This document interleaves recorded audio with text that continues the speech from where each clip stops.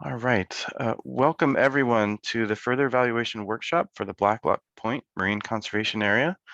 My name is Andy Lanier. I'm the Marine Affairs Coordinator for the department, and I will be your facilitator for today.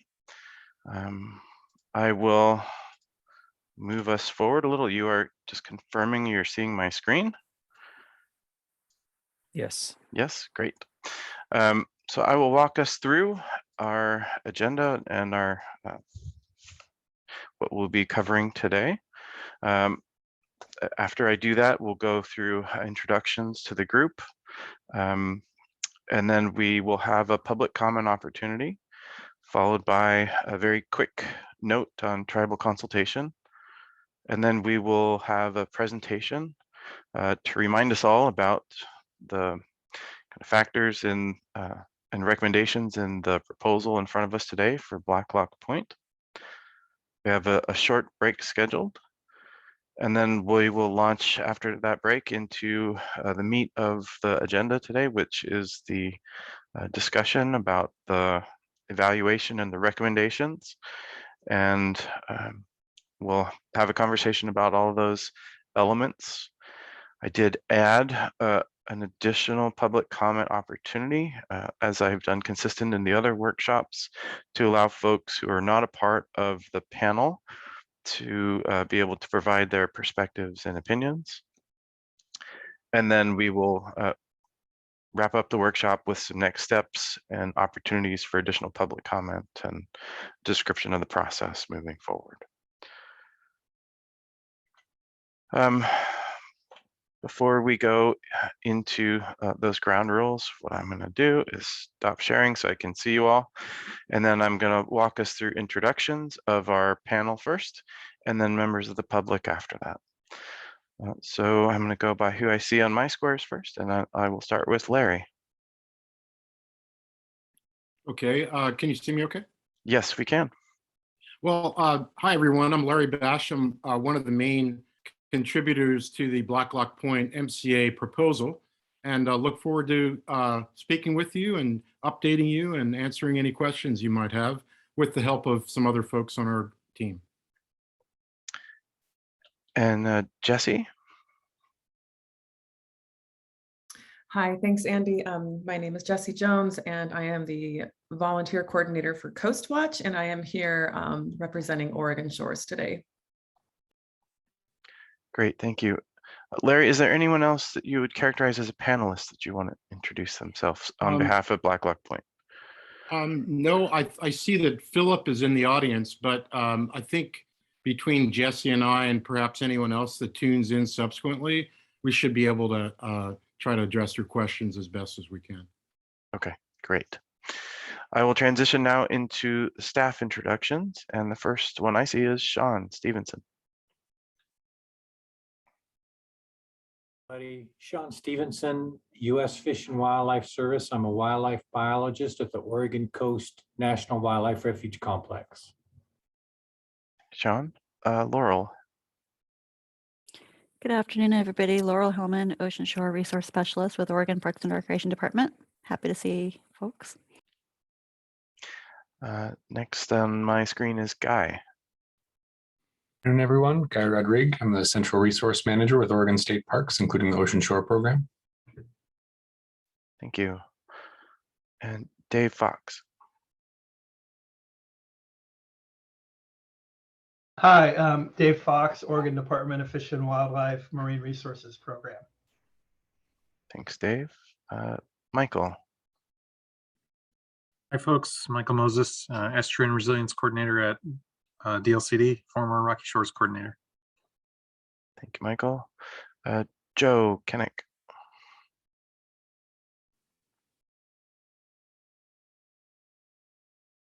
Good afternoon, everyone. Joe Kennick. I'm the Park Manager for the Cape Blanco Management Unit. Thank you, Joe. Chris Parkins. Good afternoon, everybody. My name is Chris Parkins. I'm the Park Resource Program Manager for the coastal region, a similar position to Guy, where these are new positions and a new way we're restructuring our natural resource program. And I'm on my way, working my way back to the coast to take on this position. Thank you. Thank you. So I think that completes our staff panelists. And now I will move into members of the public. And the first one I see is Peggy.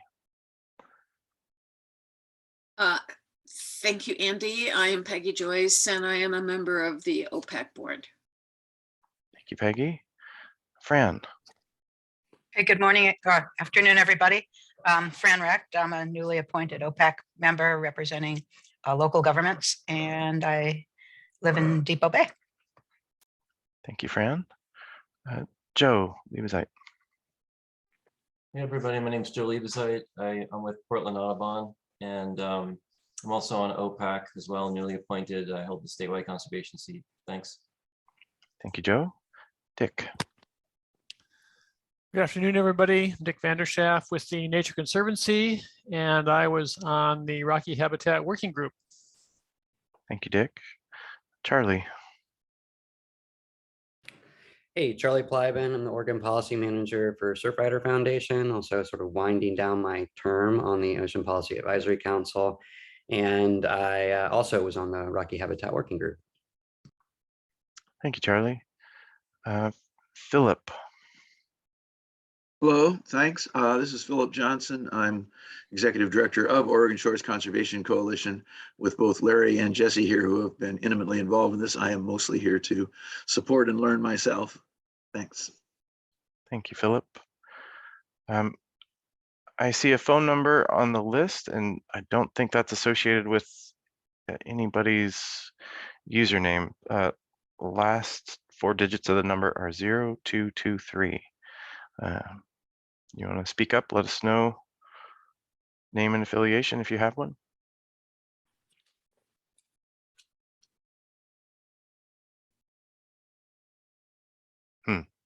All right, mystery participant.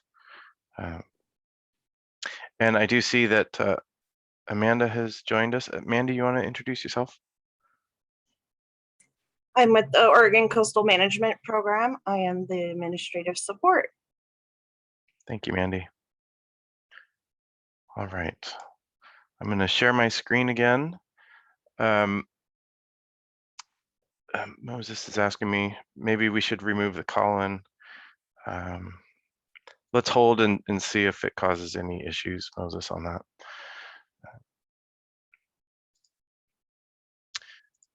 So sharing my screen again.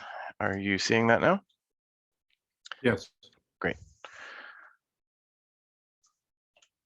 So this is our first opportunity, almost opportunity. I just wanted to go over some very brief ground rules for our discussion today. It's really important to me that as we engage in this conversation, that we are respectful to one another, that we please refrain from any sort of personal attacks. And if there is conflict, one of the best ways around that is to use active listening so that we can really understand the perspectives that each of us bring to bear on an issue that's in front of us. Part of that is don't provide opinions without also providing the why or the cause behind that opinion, which will help us get to the real drivers of people's passions or perspectives.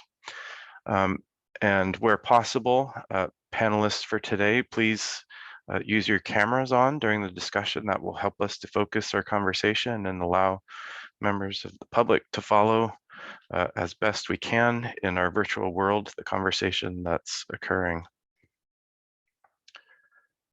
So without further ado, this is the first of 2 opportunities for public comments.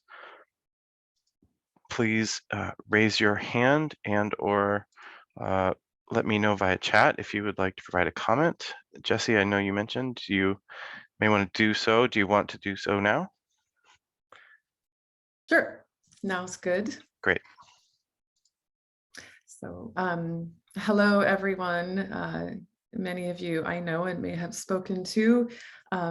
My name is Jessie Jones, and I'm here representing the Oregon Shores Conservation Coalition. I am the volunteer coordinator for Coast Watch, which is a mile-by-mile beach adoption program along the Oregon coast. Oregon Shores Conservation Coalition supports the marine conservation area designation for Blacklock Point in Curry County, which is less than a half an hour from Bandon and less than 15 minutes from Fort Orford. Seabirds like the black oyster catcher, threatened invertebrates, and many marine mammals all make this place home or pass through it. Kelps are also a feature at this incredibly diverse ecological site. Blacklock Point shares ecological connection with nearby Cape Blanco, which was just recently designated this year as a marine research area, which many of you know. Oregon Shores Conservation Coalition supports designation here and will provide training and supplies to a small but growing group of volunteers who frequent this site and are concerned with growing visitation. Volunteers on the South Coast want to collaborate with Oregon Parks and Rec Department and U.S. Fish and Wildlife and other partners to establish trainings and workshops to train the public on how to consistently message to the visitors who come to this place. Thank you for considering a recommendation of this place and for considering this, moving this forward to OPAC as a positive recommendation. Thank you. Thank you, Jessie. Is there anyone else that would like to provide comment at this time?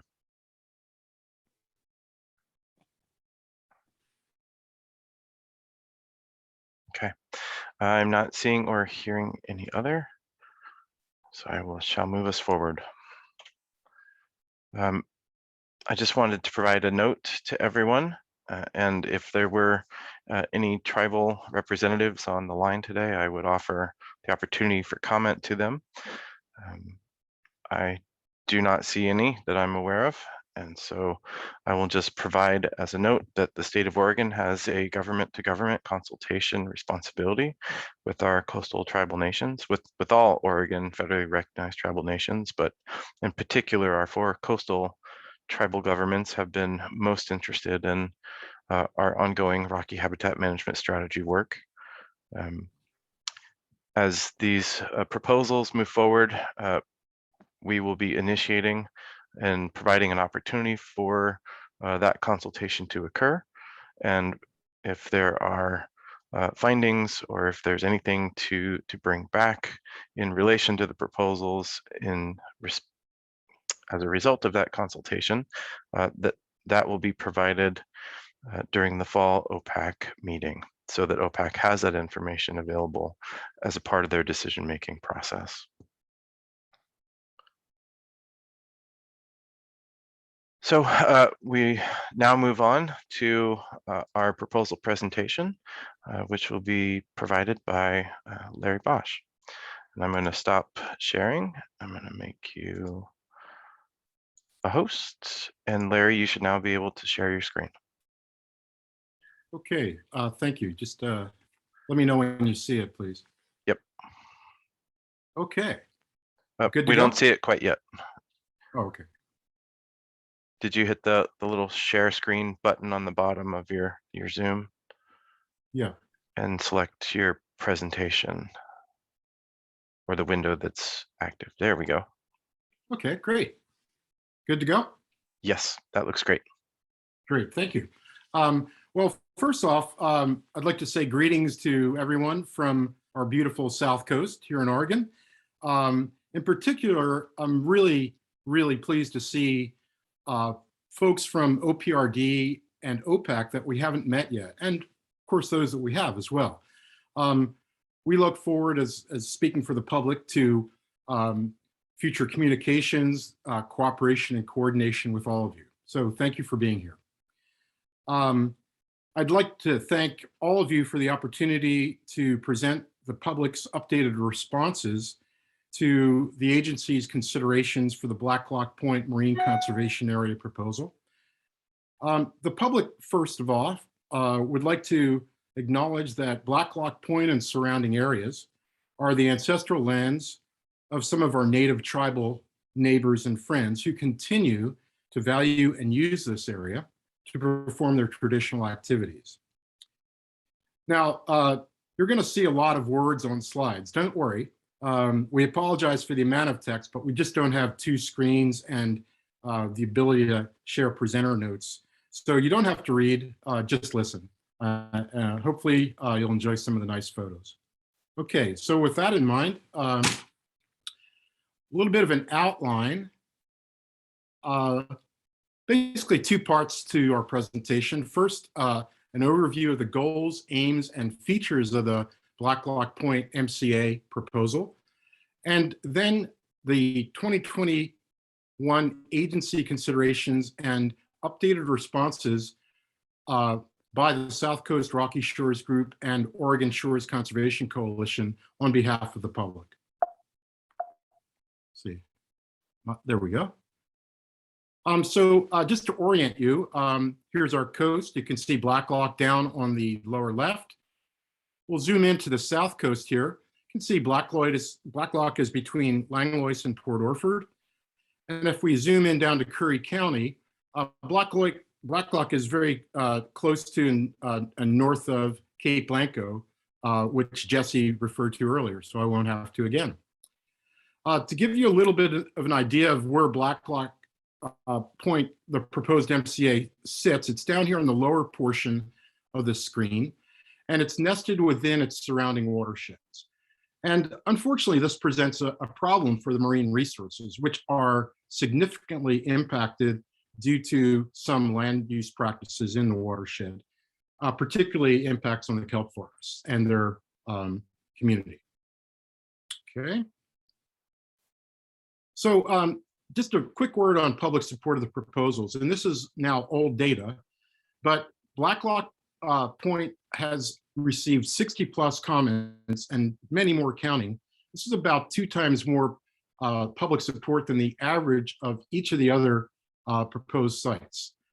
Bottom line is that public support is overwhelmingly in favor of Blacklock Point Marine Conservation Area designation. Well, why propose Blacklock Point as an MCA?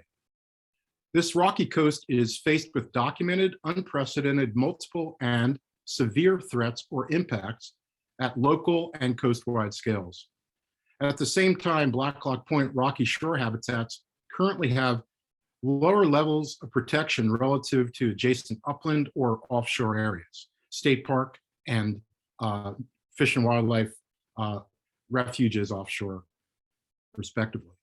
So examples of some of the problems here are the destruction of the kelp forests, loss of abalone populations, which in my last survey, I saw 0, threatened and endangered species, including endangered sea star predators on sea urchins, and resulting urchin-bound population explosions, as well as land-based erosion, runoff, and sedimentation or burial of coastal rocky habitats and species, spread of invasive species, and strong disturbances to nearshore rocky habitat, species populations, and their structure, function, and resiliency. There are several protected, threatened, or endangered species that occur here. I've mentioned some of them. There are also migrating marine mammals. And as we'll detail a little bit more in a minute, there are increased visitor numbers that are continuing to result in more threats or impacts from trampling or other disturbances to the rocky shore resources. The land use impacts that I alluded to earlier add to the multiple large-scale climate-driven stressors already affecting rocky habitats at Blacklock Point. So some of the site features.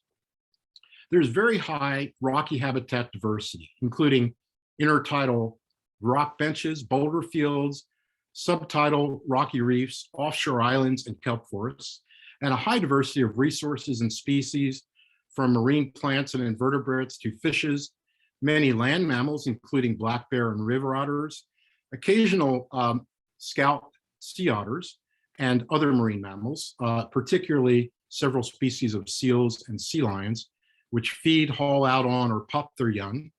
And there's also large seabird nesting colonies and diverse shorebirds that use the rocky coast in this place. A proposed site designation is beneficial to and supports the fishing and tourism-based sectors key to our local economy because rocky habitats include prey foods and nursery areas for several fish species and provide nature-based visitor experiences respectively.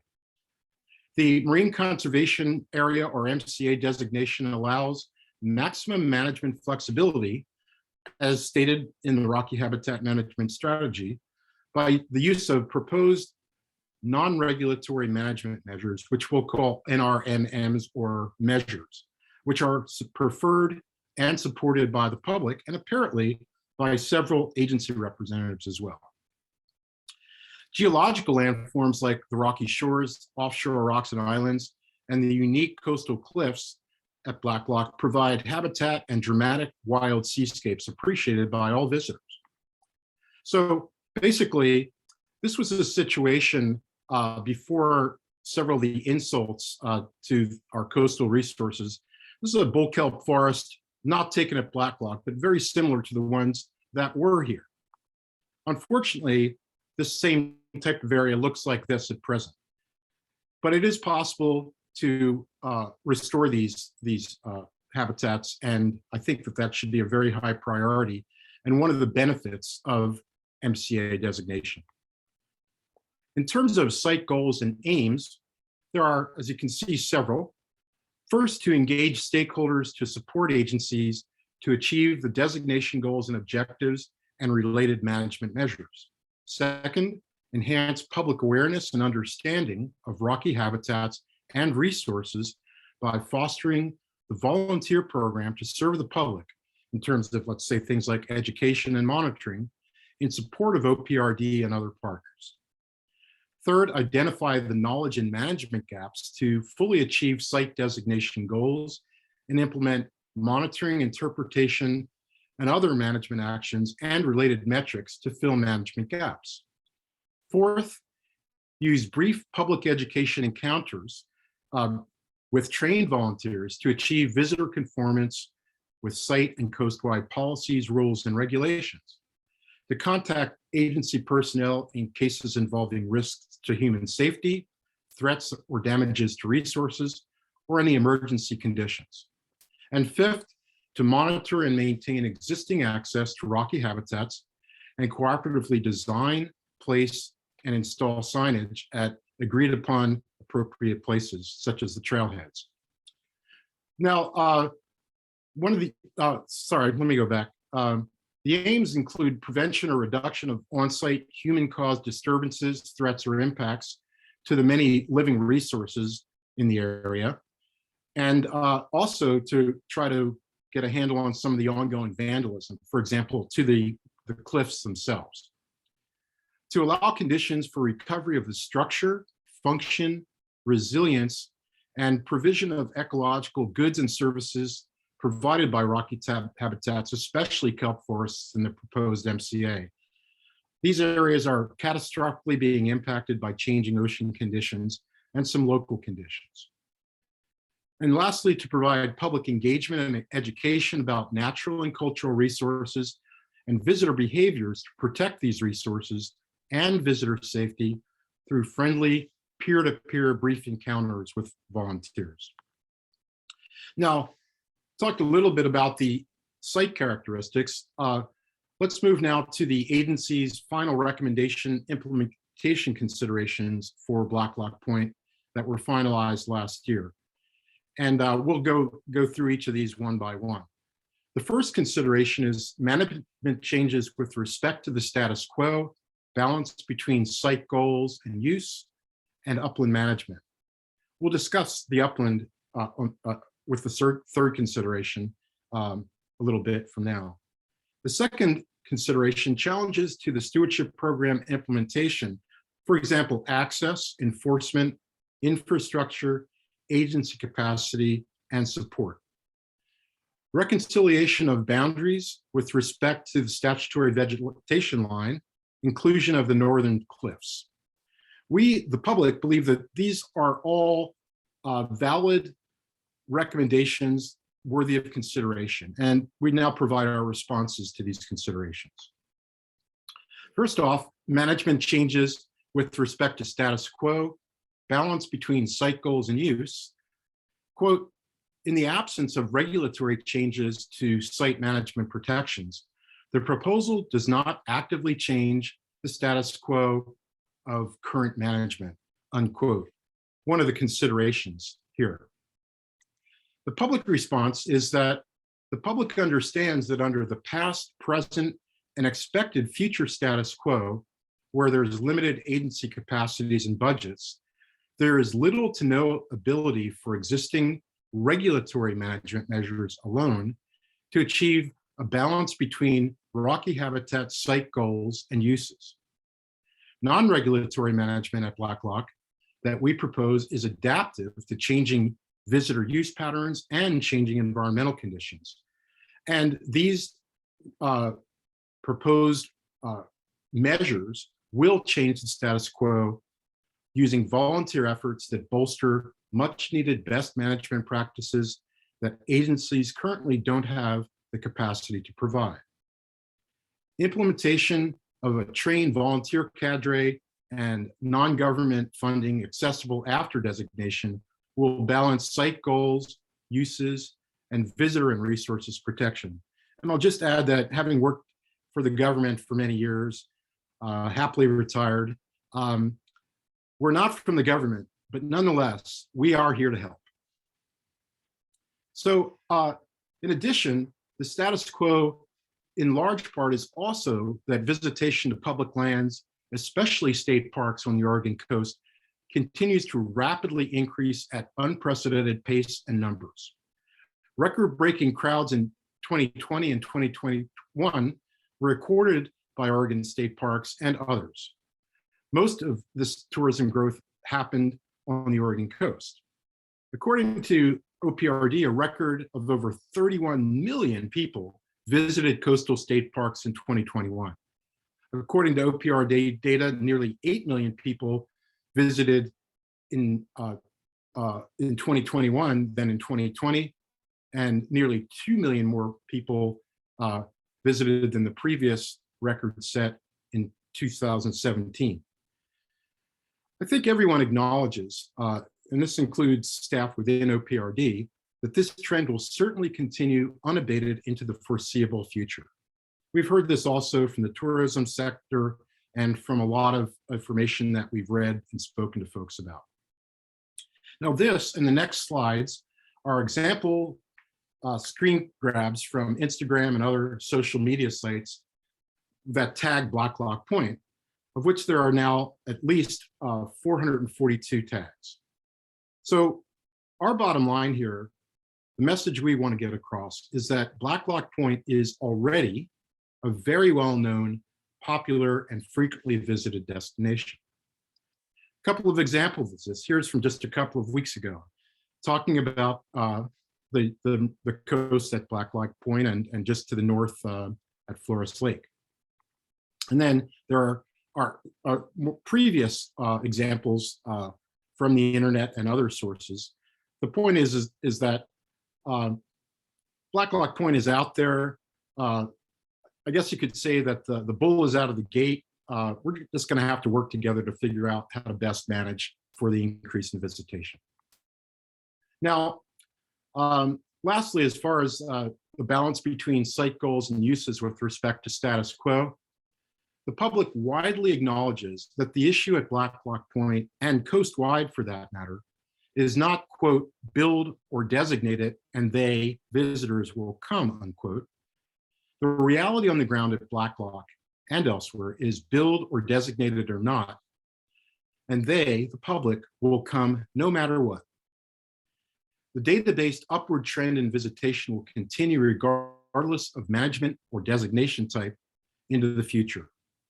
Designation will increase rocky habitat, coast, observation, education, and protection capacity. And where we come from, locals need the social benefits of coastal recreation. Visitors are vital to the local economy, but visitors will impact resources without proposed management measures, especially the volunteer program. Okay, so just switching to the second agency recommendation consideration, challenges to the stewardship program implementation, for example, access, enforcement, infrastructure, agency capacity, and support. The considerations state, quote, while education and outreach activities may help improve the site, and a designation will likely lead to increased site recognition, I think we agree that that's happened. The implementation of a new site designation may also serve to increase site use at odds with site goals. Further, increased visitation without a robust volunteer program in place may lead to increased degradation of the site. The public responds, social conditions at Blacklock Point, along with the environmental conditions, are continuing to change rapidly. And that is why this proposal was put forward and advocates for the non-regulatory management measures. These will change the status quo of the site. Contrary to recommendations, the site is not remote, and we'll show why. It is accessible from multiple maintained trails with signage and has 3 parking lots at least. The Coastal Oregon Trail intersects with the main trail from the overlook. The public, working cooperatively with and in support of OPRD and other partners, is well supported by the Rocky Habitat Management Strategy, existing volunteer groups, and the public in general. The public does not find the longstanding status quo acceptable at Blacklock Point, and wants to propose the proposed measures implemented to improve visitor safety and resource protection, with public and agency commitment to cooperation, coordination, and collaboration. Proposed measures will not appreciably impact agency capacities or budgets. In fact, we recently learned that Oregon State Parks has received a wonderful $50 million windfall. I haven't verified that, but it comes from a fairly reliable source. So we're not relying on that windfall, but we want to work with you to help manage this site as best as we all possibly can together. So challenges to the stewardship program implementation with respect to access. The considerations state, quote, the demographics of the area and the nature of access at the site may prove extremely challenging for ongoing and future stakeholder engagement, and the remote nature makes it a challenging site for engagement. And as a remote site with limited access, goals for education, engagement, and monitoring will be challenged by safety concerns, seasonality, and volunteer capacity, potentially limiting opportunities to meet site goals. And lastly, given its remote and inaccessible nature, the site may already be afforded an adequate level of natural protection. We're here to tell you, unfortunately, that at least that latter statement is not the case. Now, here on this image, there are 28 locals on Blacklock Point just less than a month ago. And all of these people are elderly and several have disabilities. Yet they made this mile-and-a-half walk out here in about 20 minutes. So moving on, the public wishes to clarify, there are no access-related stewardship program challenges with respect to safety, ongoing and future volunteer capacity, or stakeholder engagement at Blacklock Point, with the important exception of people with limited mobility. The site is not accessible to people with limited mobility. The site is near Highway 101 and a large pool of volunteers from and near the Pacific High School, a few miles away. Blacklock is no more remote or limited in access than most other Oregon coast sites, and there are no safety concerns specific to site access. Overall, it's a relatively safe site to move around in. In the face of increased human damage and vandalism, proposed management changes would significantly improve safety, protection, and engagement in several demonstrable ways. Demographic and other information shows there are many actual and potential volunteers. Many want to participate in on-site volunteer efforts in support of OPRD, including many of these folks and many others. So challenges to the stewardship program implementation with respect to enforcement. The public responds that in reality, on the ground, there are no challenges to stewardship program implementation with respect to enforcement at Blacklock Point, as with many other coastal sites. There are 2 Oregon State Police barracks and numerous local law enforcement officers who patrol the region within a few miles of Blacklock Point frequently, typically several times daily. Many trained volunteers at several sites along the Oregon coast now support OPRD and other agency roles. We want to do it here and wherever else we can where it's needed. The program will support OPRD, Fish and Wildlife Service, and enforcement agency capacity as on-site early warning observers, if you will, while serving other functions as desired by OPRD. We've heard from OPRD staff, some wish to remain anonymous. One quote is that the public encourages, this person said that the public should encourage OPRD to collaborate with partners, whether place-based, Fish and Wildlife, BLM, Forest Service, or anyone else, to cooperatively establish trainings and workshops in the style of past Rocky Shores trainings to ensure clear and consistent communications of state park rules from volunteers to the visiting public. We've heard that this is happening in other places along the coast. Now, challenges to the stewardship program implementation with respect to infrastructure. The considerations state the site lacks proper infrastructure to facilitate on-site educational group activities, such as parking lots or well-maintained access points, and its remote nature makes it a challenging site for engagement. The public responds that we recognize that there are no challenges to stewardship program implementation with respect to infrastructure. Paved roads, adequate capacity public parking areas at all 3 trailheads, multiple trailheads, and many mostly flat trails provide easy access to Blacklock Point for a wide range of individuals and abilities. No other on-site infrastructure is required beyond informational and interpretive signage at trailheads. Volunteers are self-contained. There are several meeting places on site. As with other volunteer programs coastwide, most training will occur on site in the field or online. And to mitigate visitor and resource protection concerns, 2-way radios may be used, or volunteers can use personal or program cell phones. The proposed technical infrastructure to remotely observe sites would fill gaps in monitoring capacity when no agency staff or volunteers are present on site. And lastly, on designation, the program will seek external funding to buy and maintain communications and observation technologies and signage, if approved by OPRD and other partners. So moving on, the challenges to the stewardship program with respect to agency capacity. And we do realize this is an issue, but hopefully one that won't be an issue for much longer. The considerations say, quote, coordination with agencies will be a key to program development. We couldn't agree more. And agencies in the region have limited capacity and funding to participate in programs, engage in enforcement, or develop new signage. The public agrees with the above stated considerations, which will be well managed by proposed non-regulatory measures. The consideration, quote, implementation of a designation at this site may additionally constrain agencies in a region with limited enforcement capacity and increase hazards associated with access, unquote.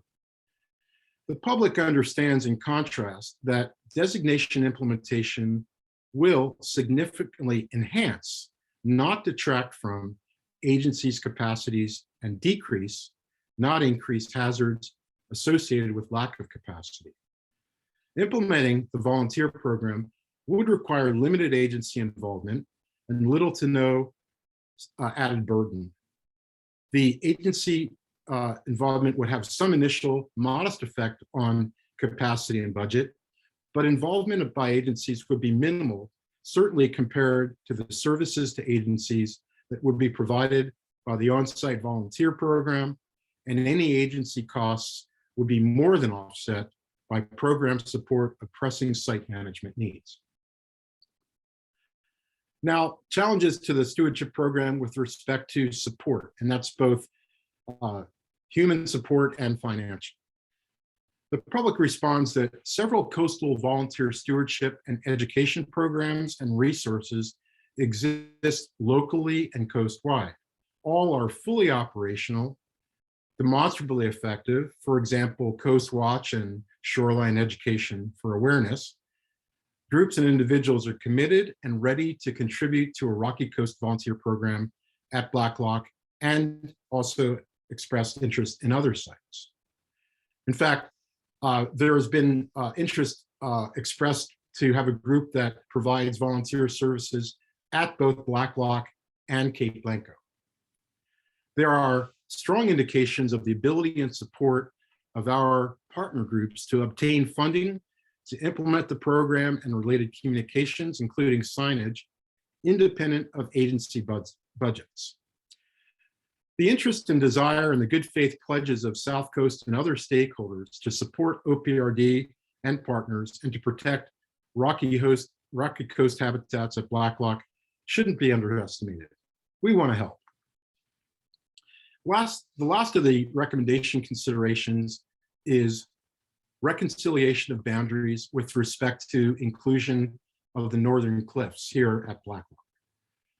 The considerations state, quote, the inclusion of land above the 16-foot elevation contour on the steep cliffs adjacent to the rocky shoreline on the northern boundary of the site may be outside the scope of Rocky habitat management and will need further evaluation with the appropriate agencies.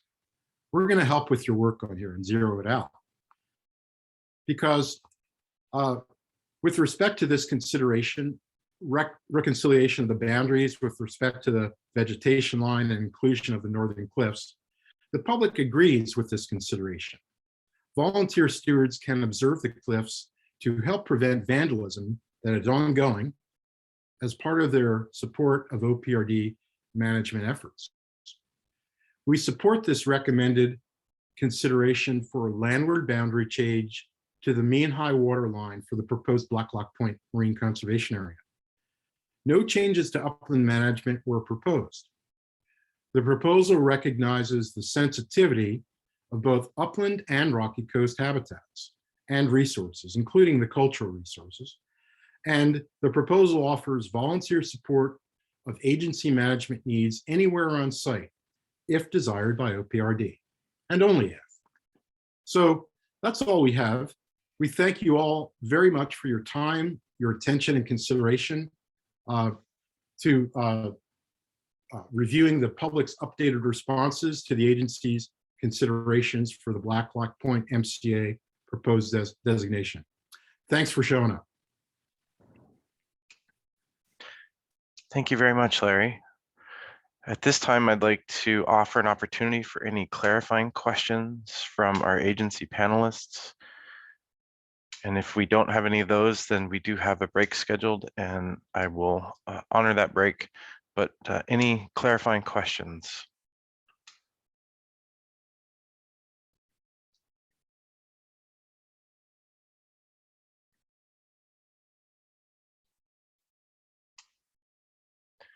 Okay, I am not seeing any questions in the chat. So why don't we take a short break and come back at, let's say 5 after 2 o'clock. So 2:05. Thank you, everyone. And thank you for the presentation, Larry. Thank you.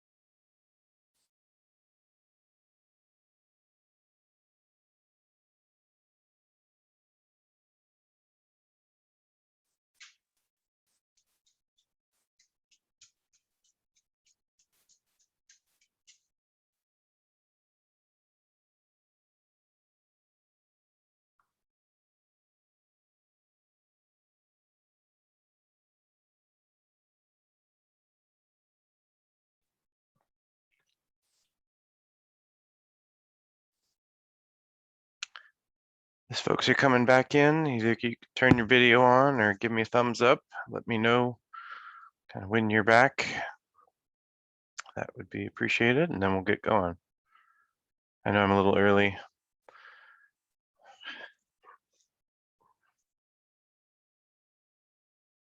Thumbs up from Larry, Joe, and Michael. Laurel's back. Hopefully you had a chance to refresh your coffee or get any other kind of refreshment. Andy, I'm back too. I just can't find that darn thumbs up. So It's under the reactions. If okay, you wanna, there's a whole bunch of little emoji like reactions under there. There you go.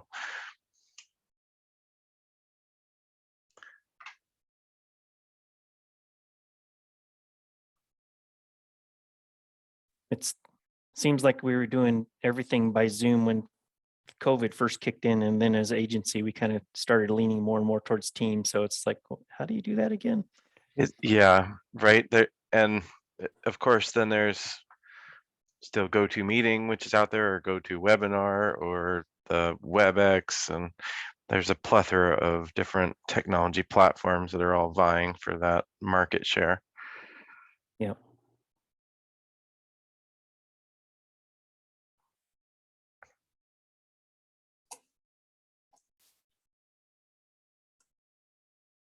I'm back as well.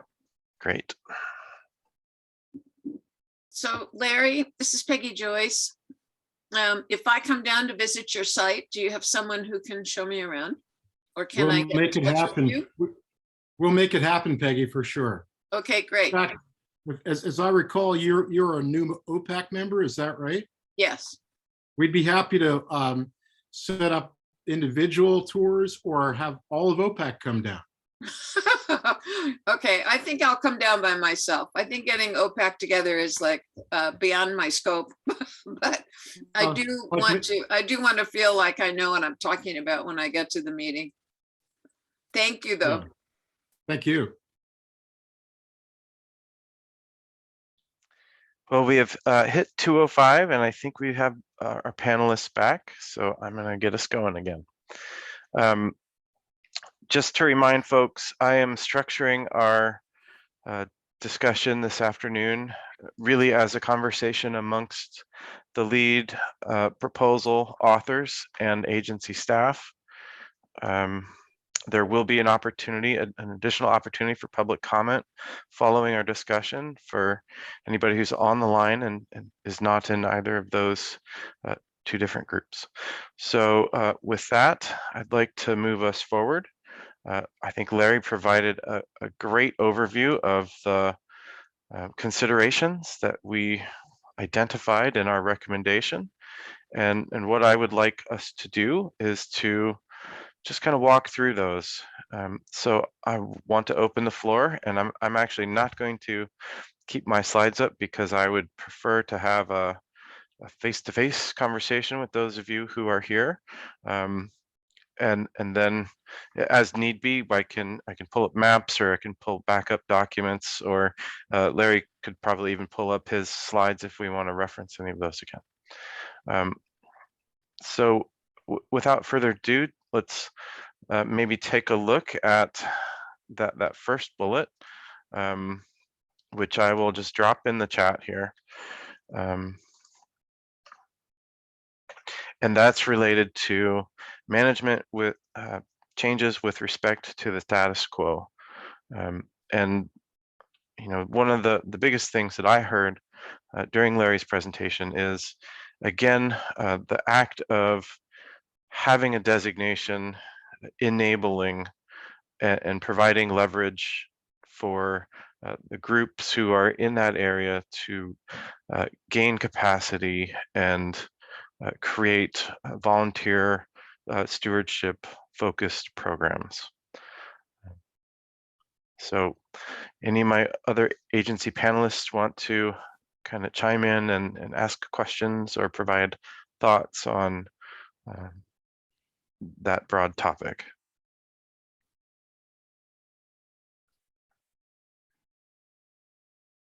I guess I will just point out that the site already has a special area category designation under the State Natural Areas Plan, and multiple sites were designated in the Territorial Sea Plan. So I don't agree that designation therefore results in active management of a site or capacity increases necessarily, because it hasn't happened in the past at other sites. And if there already is a designation of special merit for the site, that is an opportunity if folks want to have a designation category to attach to applications for grants or opportunities for trying to engage volunteers when it exists. But I have seen examples where that has been true, but it is not true in all cases where designation therefore leads to opportunities for or follow through on funding or active participation at the site. There's a number of sites that were designated in 1994 that resulted in maybe nothing happening at the sites, but very to little happening. So if I can, I just have to say that. so the concern is if a designation happens and there's actually no program that comes into being, then it's really a paper exercise again, and then additional challenge or capacity to implement that site falls to the agency. Is that maybe how I'm hearing that correct, Laurel? Yeah, that's part of it. Okay. Larry, you wanted to respond? Yeah, Laurel, thank you very much for that comment. And I think that there's a lot of validity to it. I think many would agree. But I guess my question is that with the natural area designations that have occurred, those really haven't resulted in or created any new opportunities for changes or improvements to management. Is that correct? There's always opportunity. I'm just saying that there is a special area, designation for the site, which is what the argument here is if you put a designation, it will come, funding will come, additional management will come. There is this designation for the site for the, which includes the shoreline areas and the uplands, that is above and beyond, state park designation. So I'm just saying designation doesn't necessarily mean funding will come or rallying the troops around a volunteer program will come. There is that opportunity still. There is a designation. It is a special place without some additional designation on top of that. I would say we'd ask OPRD and anyone else to have as much faith in the public as we have in OPRD. We are going to follow through. But also, just a question, and that is, absent a designation, do you see any other mechanisms that could lead in a reasonable amount of time to improvements in on-the-ground management? Could you clarify what improvements you see are needed at the site? You talked about signage. Well, I think from the proposal in our brief update, there are a number of threats and impacts to existing habitats and resources, and through our proposed non-regulatory management measures, that would fill the gaps in management capacity that would allow site goals and site uses to get into balance. I saw a lot of the threats that you outlined in your presentation were sort of coast-wide climate change, the problems with the kelp beds. And the proposal is to have a volunteer group go down and provide interpretive opportunities to the public on the shoreline at the overlooks. It's unclear exactly. All the photos were from the overlook. It's rather more challenging to get down to the shoreline there at Blacklock Point than it is from the overlook from the trail from the parking lot. I just don't know. I mean, those are coast-wide ecological issues that are threatening all of our rock intertidal areas along the whole coast. So I just don't, maybe Dave can help me with this one, but I just don't know that that's going to solve those ecological problems. I would say two things in brief response, and that is, yes, a lot of the issues are coast-wide and some of the stressors are coast-wide, but there are also local impacts and stressors. And moreover, we need certain areas protected as essentially as refugia to allow other areas to recover naturally or to allow for the possibility of effective restoration of habitats. And the photo I showed of the group of people on top of the point, those same elderly and some disabled people had no problem getting back down to the coast or up to the coast. And we have seen many, many people of different ages and abilities accessing both the top side and right along the coast at sea level. But I understand that protection of rock intertidal area and marine habitats is very important, but the non-regulatory management measures that are being proposed, do you think that those are going to impact the ability of Blacklock Point to be a refugia to species? I think that there are good initial steps, and that hopefully down the road, everyone working together can build on those. But I think, and I'm sure that that you'll probably agree that for the public to know that there's problems and to do something about them, they need to be educated about these places.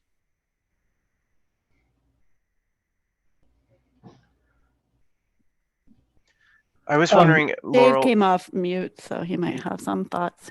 Yeah, go ahead, Dave. Okay, thanks. Yeah, if I could just add, I don't have fully formulated thoughts yet, but just to respond maybe kind of randomly to a few of those things. Yeah, a lot of those issues are coast-wide.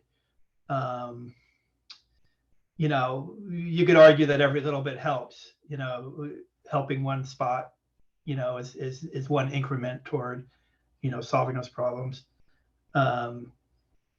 Public education about these problems, about, you know, potential solutions is definitely a plus. You know, that's, you can't disagree with that. I mean, that's, you know, that's important.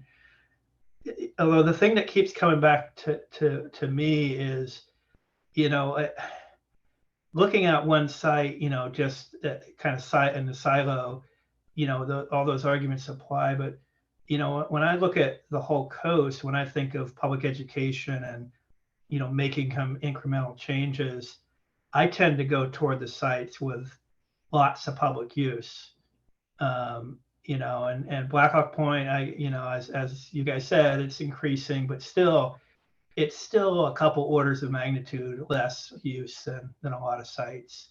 I mean, there are sites that have, you know, 100,000 people a year, you know, those kind of numbers. And so if you know, making the argument about, you know, how public education helps a really big picture of, you know, the whole coast, it's you know, if you had an X amount of money, you would put it toward the sites where the most people go. And so that just keeps coming back to me when I think about it. And I don't have, you know, I don't have a good picture of the amount of use. You know, I hear what you're saying, Larry, and but I know others, you know, classify it as a pretty low use site, and you know, I wish we had a little more specific data on, you know, numbers of people and that sort of thing, and how many actually go down into, you know, the rocky intertidal area, because that would help to me kind of paint a more clear picture. Yeah, we don't have, Joe can correct me if I'm wrong, but I'm pretty sure we don't have even a parking lot counter in that little parking lot at Blacklock. No, we don't. But, you know, from our patrols, as you would have it, you know, from north to south in this MU, that is, Blacklock is, I would say, the lowest. that I have as well, the lowest visitation.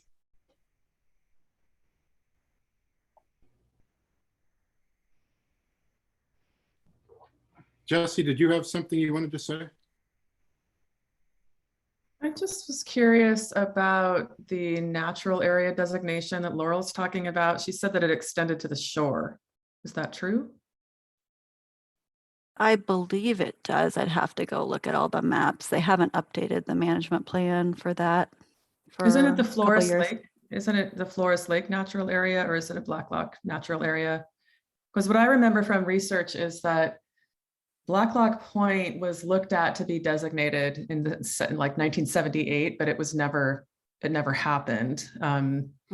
So I actually just want to make sure that what you're saying is true. I don't know of any. It's listed on their website. I don't know. I can go double check it again.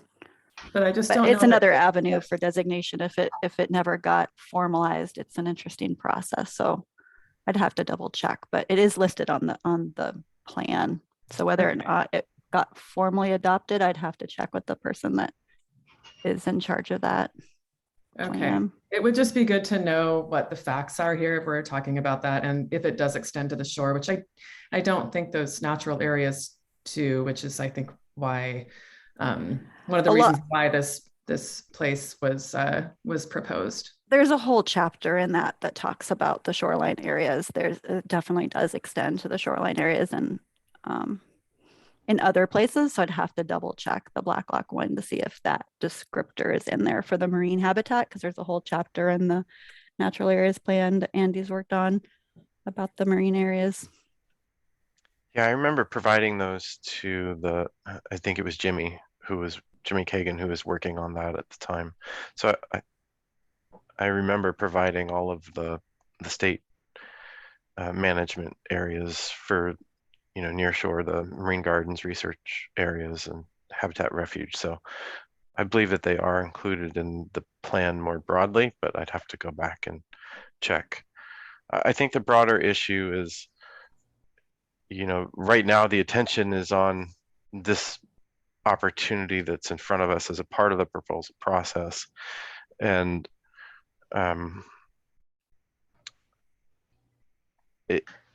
for lack of a better way of describing it, it's the chicken and the egg. It's kind of, I see it. If you put a designation in place, will a program come, and help to support that and then increase stewardship? I think if, that's the alternative to if it's designated, but a program is not effectively established, then the concern about that not being implemented or effective. That was mostly my point, is that there's a lot of designations out there that are effectively, paper parks that don't affect actual change. So I guess the counterpoint to that now would be the level of community support that has been demonstrated so far as a part of this process and the engagement that's happened to date. Sean, you have your hand raised. Yeah, I just wanted to make note that there are several islands that are offshore of Blacklock Point that are part of the Oregon Islands National Wildlife Refuge, and they are designated as wilderness areas. So just making that point. They have special protection already in place and are managed by the U.S. Fish and Wildlife Service. Hey, Sean, do you know if any of those are accessible at low tide? Like, could people get to some of those at low tide? No, I don't believe they are. They're surrounded by water pretty much all the time. I don't think you can access them. Okay. Larry, can we bring it back to Larry's question about like other other suggestions for site management? You were talking about the impacts to the ecosystems, but you wanted to know what else we could do to improve site management without a designation. Do you have ideas? I mean, the plan talks about the volunteer program, which could be done regardless, hypothetically, and then signage. Are those the types of things that you were thinking of discussing? Yeah, or that's exactly what we proposed in the Laurel in the proposal, and that we summarized here today again. I'd like to thank you, Laurel, and Sean for your comments and questions. I guess my one question after listening to all this as carefully as I can is, does anyone disagree with A, visitation is increasing and it will continue to, along with the impacts that will come with it? Does anyone disagree with that? generally visitation is increasing on the coast. We don't have any data to indicate whether it's increasing at this site or not. The capacity is pretty controlled by very limited parking. We talked about multiple, last time I was there, it was a pretty small parking lot. I guess somebody could access it from a pretty distant parking lot at Flores Lake. I'm not sure which parking lots you were referring to when you said there were lots of parking lots. Yes, there is the Flores Lake County Park parking, both on the street parking and paid parking. There is the Cape Blanco Airport. There are 2 parking areas to the east, and at Cape Blanco State Park at the Hughes House, there is parking. And by my counts, there is capacity for well over 100 vehicles at those parking areas. So if I could, I'd You'd like have to just cross the river to get there from the Cape Blanco, and yeah, I and don't know that that's related. Most of the year, I mean, the Oregon Coast Trail through hikers do that. Other locals do it. And it's usually very shallow, basically ankle depth, so easy to wade. But I'd like to return to the second part of my question, and that is, if we have increasing visitation pressure on these sites, that is demonstrably having impacts, what other options do we have? No one else has jumped up to say, we need a volunteer program, we need signage, or any other non-regulatory measures. And we know from talking to several funders that they cannot even begin to entertain a funding proposal from the public without some sort of designation. They just say it's a no-go. However, they are very interested in supporting some of these non-regulatory measures, but they just can't make any sort of commitment until there is some sort of a designation in place. So I guess my question is to anybody and everyone, what other options do we have at the present time? The state natural areas have been designated, but there are still problems in terms of gaps in management at Blacklock Point. So just what other options do we have that we might look into? I know Laurel gave a good answer, but anyone else? I mean, Joe could talk about the potential for signage at the park. It gets vandalized. And there are a lot of other concerns with potentially installing signage at the park, not to mention like the vandalism issue, but just because you want a sign in a park, sometimes we can't install a sign in a park because of sensitive resources. So that would be a potential issue maybe Joe can speak to that has been raised in internal discussions about the possibilities of even putting interpretive signage or additional signage in the park.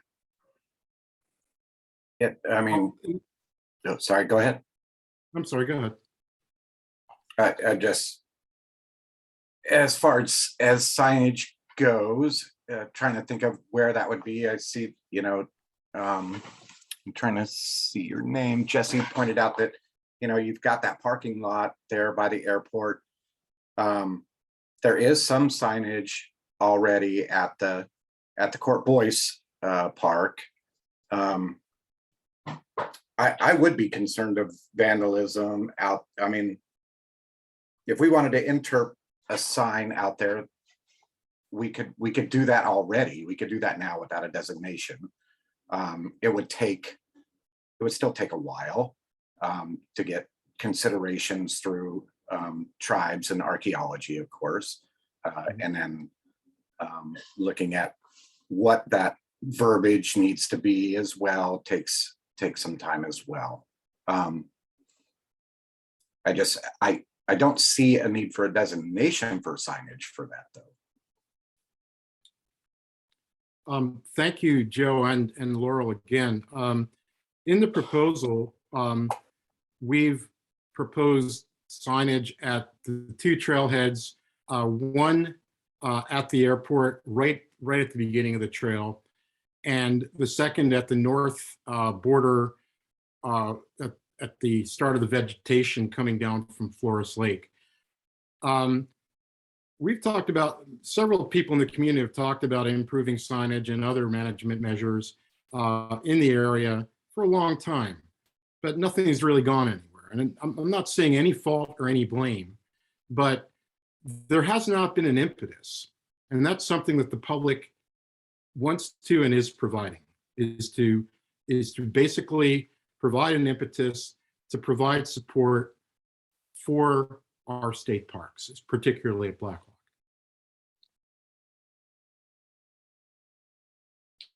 We also discussed that, this has to be done cooperatively and collaboratively, of course, following OPRD guidance and whatever rules or regulations and site-specific things and any policies, as well as tribal influence. And we have already gotten commitments from a couple of the local tribes to cooperate in developing that signage. And I would ask that anyone of you that are interested to refer back to the proposal about those issues and any others.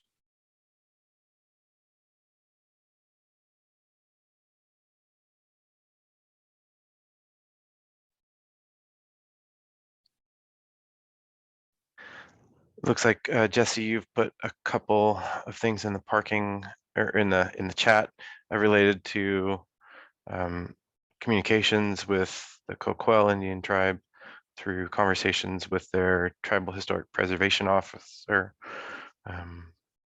It's great that that kind of work has already been done. Yeah, to develop an interpretive sign with all the components typically costs about $5,000 just, to go through a contractor. That was a surprise to the PSCO folks when we told them that when they were talking about potentially putting signage at Cape Blanco. I've heard of very similar quotes, Laurel. Okay. One of the things I noticed in the proposal was a reference to electronic or remote surveillance. Maybe you could expand a little bit on that recommendation, Larry. Would that be associated with the installation of a sign, or would that be to monitor something else? Be helpful to understand that perspective. Sure. Again, this is all subject to OPRD approval, and in terms of whether or not to do it, placement, and so forth. But the idea that we've had and that we've seen in other public lands is it's basically a vertical pole with a video camera in a waterproof housing that is battery powered and with solar charging ability, and that uploads via a cell phone link, or it could be a satellite link. This technology exists, and there are several different types of it.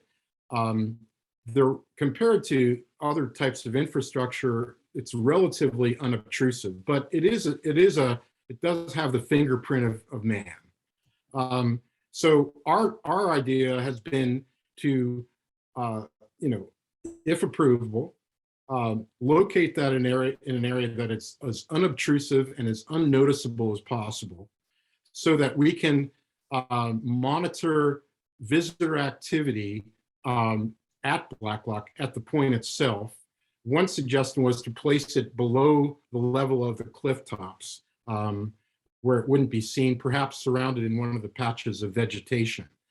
That would require a little bit of maintenance to trim away the vegetation from the camera.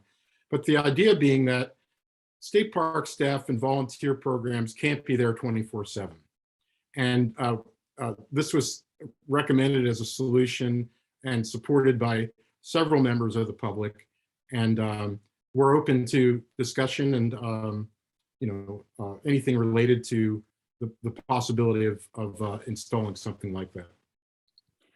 Does that answer your question? I can't think of anywhere else that we have something like that within the state park system. So that would have to be a discussion at probably, I mean, unless Joe can say yes, I would imagine a higher level than anybody on this call. So I don't think we can answer your question. I mean, I can't answer your question. Maybe Joe can. Yeah. So just yesterday in a discussion at the managers meeting, Nick and RJ both have cameras. Nick in the board's management unit up at Seven Devils, just to try and identify some vandalism that's going on up there. Also in the Sunset Bay management unit, but they are both replacing those cameras at a rate to where now that the board's management unit is thinking about putting a couple fake ones up there for now, having them steal or vandalize those in a little cheaper way, and then thinking about a different place or way of going about it to try and hide those cameras. They just find them. They're out there. They're traveling through those. But for the people that are doing, nefarious things, they just find them and they will get rid of them. When I said it wasn't somewhere, I meant like managed by a partner, like a partner putting in cameras that you would manage to monitor public use in a park. Like I can't think of an example of that. So I don't know if that's something that the agency would allow. Well, we're more than willing to discuss any and all aspects of this, including approval at whatever level. But we're just putting it out there as a recommendation to improve our collective ability to observe and try to keep the place from being vandalized or further impacted. I had a quick question for Joe, and that is, have you folks tried game cams at all?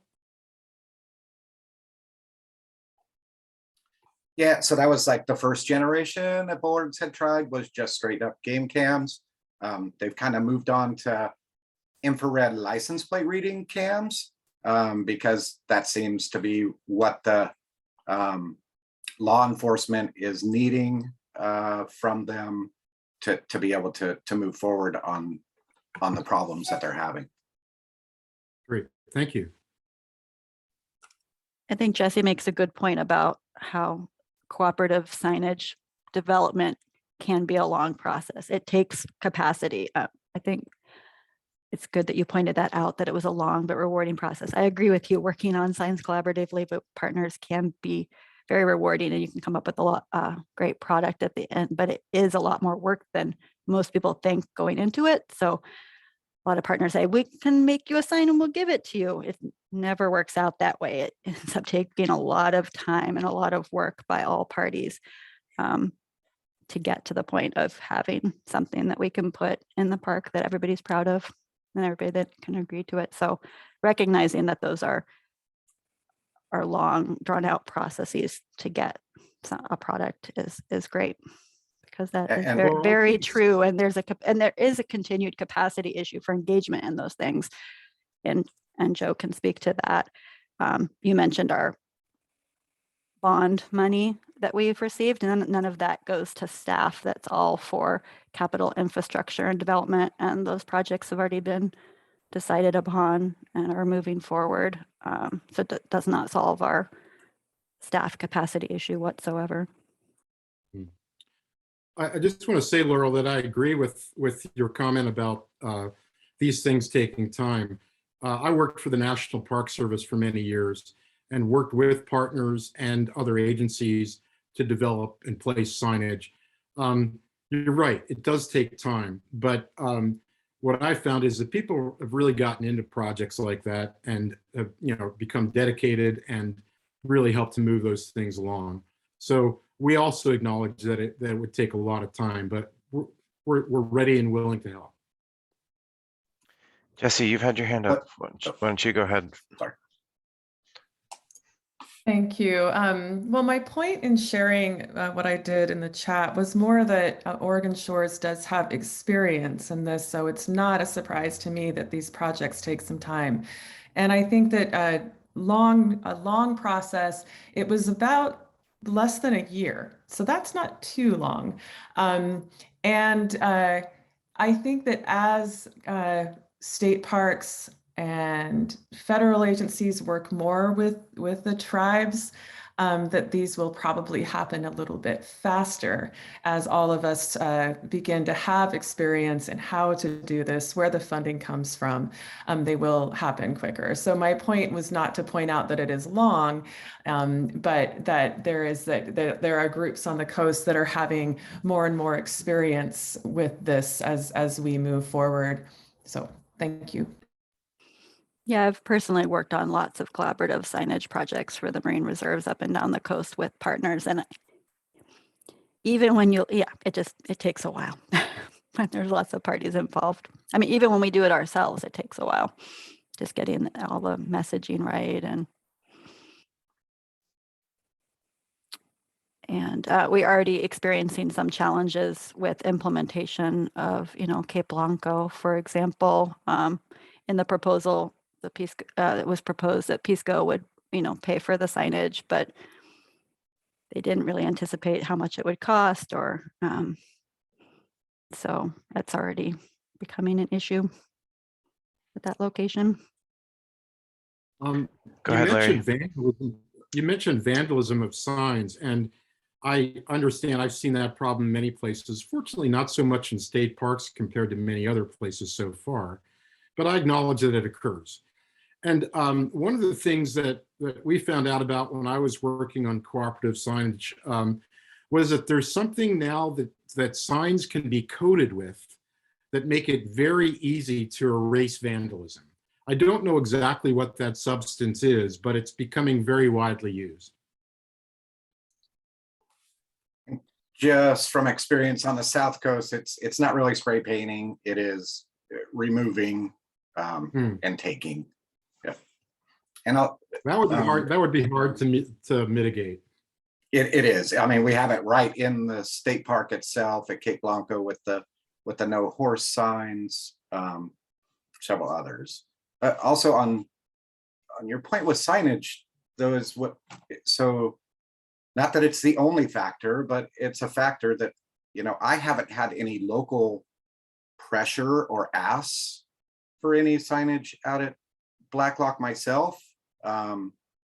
So I've only been in this position for about 1 year now, and I have had local comments and come to me in questions and phone calls with city councilmen in Port Orford for Paradise Point for a couple of different signs out there. But I have never been approached for anything at Blacklock. Well, I think that there are several people in the local community that will be happy to talk with you. In fact, I knew that you'd come into your position, but we've been kind of plowed under with we've all been plowed under with lots of other responsibilities, and hopefully we can arrange some time when we can get together and just visit. I would like that myself. And also, also on signage, from seeing the Cape Blanco, very well done, beautiful interpretive signs that they have for the Hughes House and for that lighthouse. Their life expectancy is not forever. That's for sure. I apologize about that. I did not hit that on silent yet. But they do degrade very quickly in this environment for sure.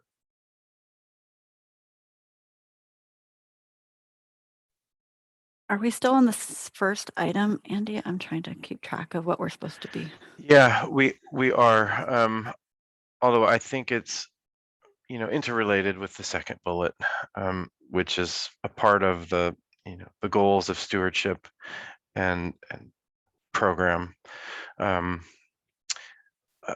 was going to ask whether or not there was any questions related to kind of the upland management piece from our agencies. I know that was a concern based upon the original proposal, but I think that may have been alleviated with the modifications that Larry proposed, with removal of the cliffs to the north and a recognition of kind of the mean high water point being really the extent of the proposal boundaries.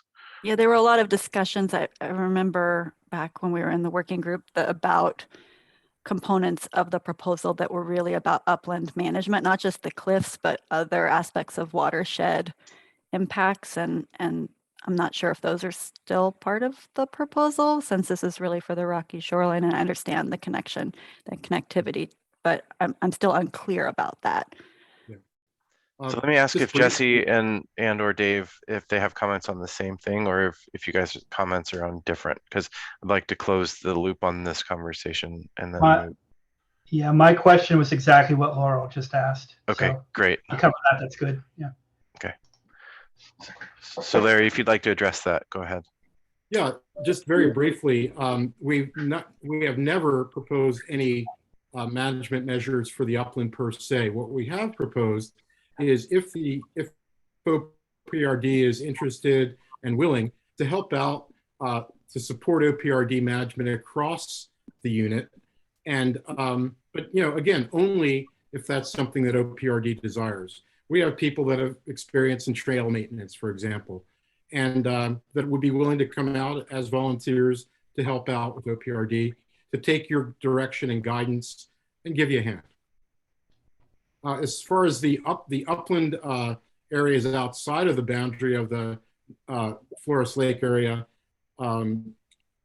that's something that none of us right now have any control over, obviously, but as Laurel acknowledged, there are land-based impacts to the marine resources.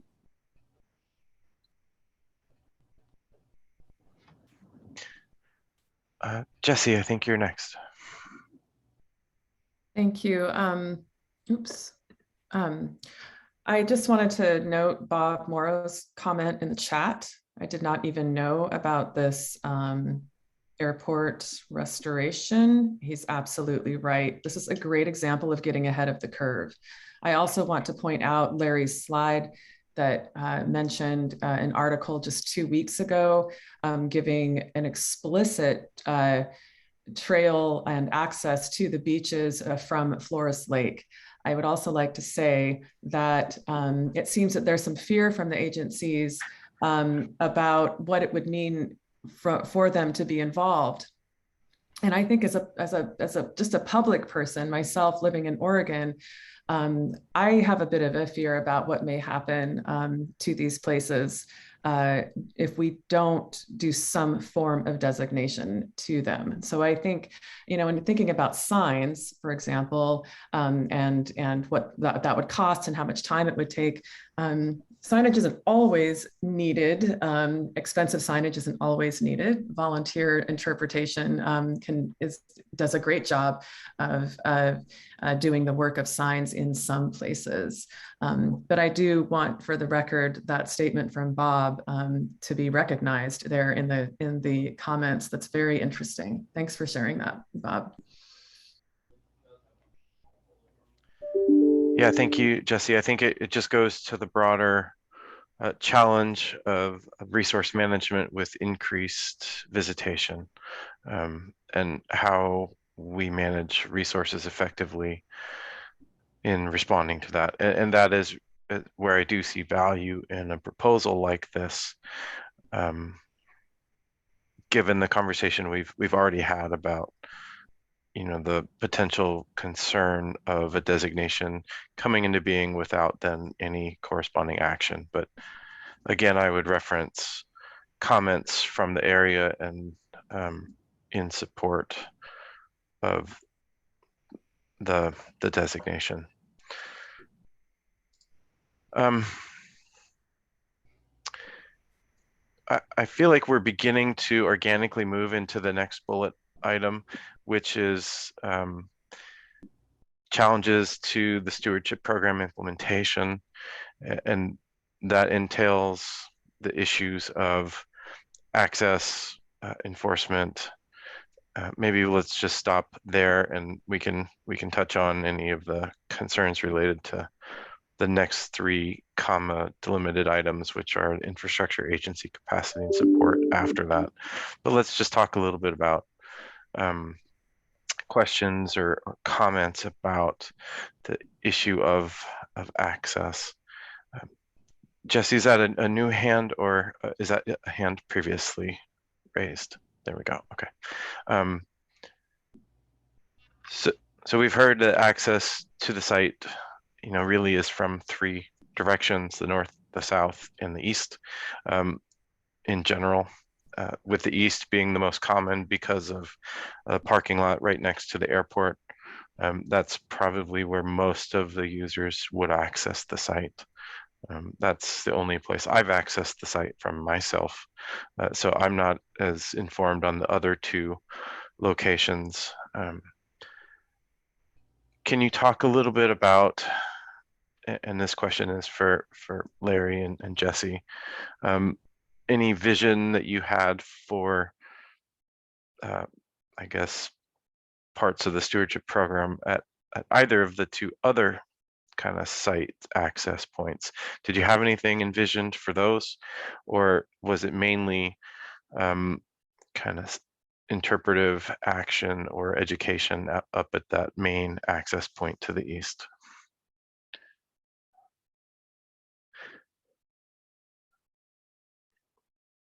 Larry, do you want me to take this one? I'll start here. Well, when we started doing outreach, there were Flores Lake residents who were very interested in exploring what the designation of Blacklock Point would look like. There are a number of Flores Lake residents who utilize a really wide, beautiful trail. It might have actually been a logging road at some point, or some kind of I think it was a road. They utilize that to get, so it's an upland trail from Flores Lake. I've taken it myself to go south. It's great for biking, a lot of mushroom pickers, a number of hikers.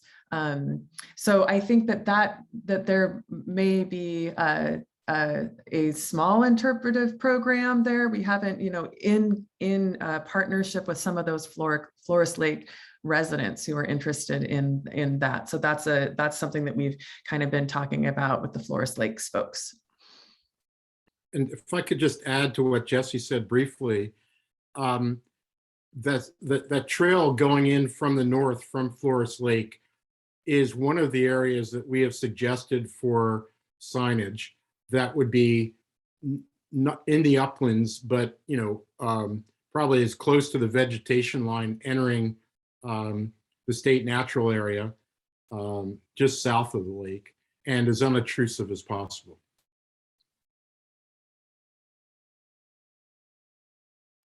So I want to make sure I'm oriented right. So I'm going to pull up a map of the screen here.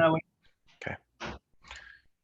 When you talk about the Flores Lake, you're talking about basically walking up the length of that beach, right? There's not a separate trail that takes you directly from Flores Lake to Blacklock Point, is there? It's actually a combination of cross-country and trails, Dave. Okay. So I've taken this trail a couple of times now, and part of it is the Oregon Coast Trail, and it goes through a campsite as well. And it goes along the cliffs and then through the woods and then ends right there where we've had a couple of photographs at the top of the trail. that then leads down to the beach. There was a photograph of people hiking down to the beach, but this trail goes specifically it's upland and then ends up over Blacklock Beach, which is where the Black Sands Beach and the Serpentine and the boulders and the tide pools and everything are. Does it go around kind of the west side of Forest Lake, or does it somehow go on the east side?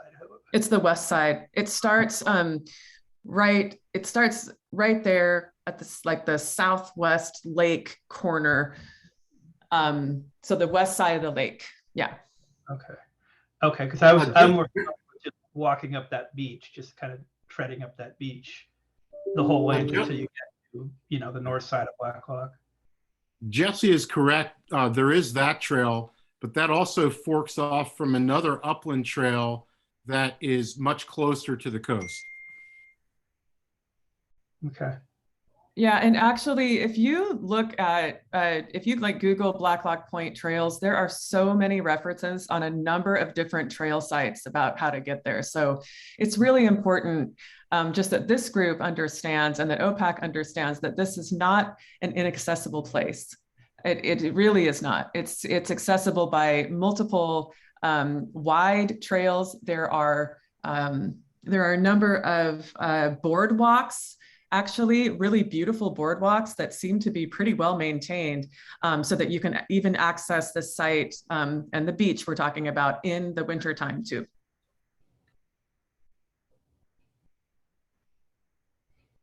And we're mostly referring to access from the north in this regard, or are we referring to access from the Cape Blanco State Park side? I haven't done that before. Okay. Thank you. We were just referring to the northern access by way of Flores Lake, but the southern access by way of Cape Blanco State Park is fairly straightforward. There's a large parking area at the Hughes House at almost at sea level, and it's commonly used by Oregon Coast Trail through hikers. And as we discussed a little bit earlier, under most conditions throughout the year, it involves a little bit of shallow wading in anywhere from, I'd say, roughly 6 to 9 inches of water. Nonetheless, people do it.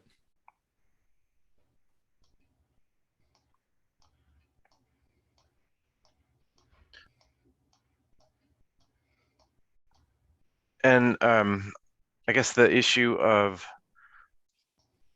enforcement, if we just think about, isn't that would not be a part of any stewardship program's role. Interpretation and education would be a part of that, with the added benefit of potential, I guess, call outs if disturbance observations were made, or if I think I remember human health and safety was an issue of concern.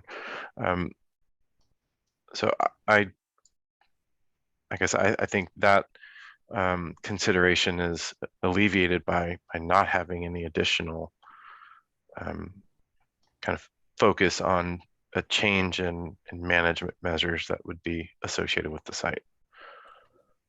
That's correct. It's my understanding from talking to both OPRD and law enforcement personnel that volunteers have in no way, shape, or form are authorized to engage in any sort of direct enforcement actions.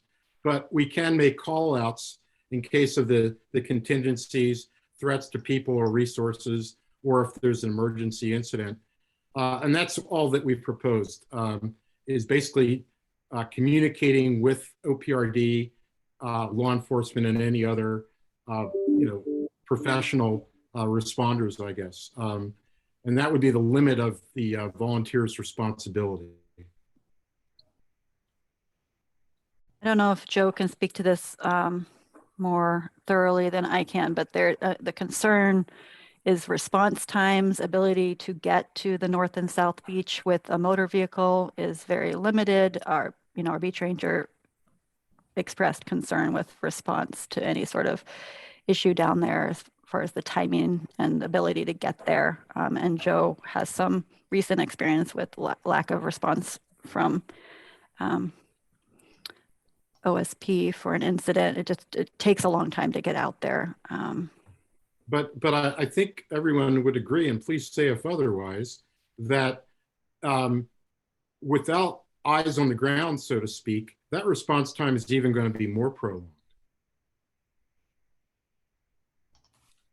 True, but I mean, so did you change the proposal in that part? I might have missed where you were proposed to where volunteers were to take pictures and the video, you know, incidents that may be, you know, going wrong or whatever out there.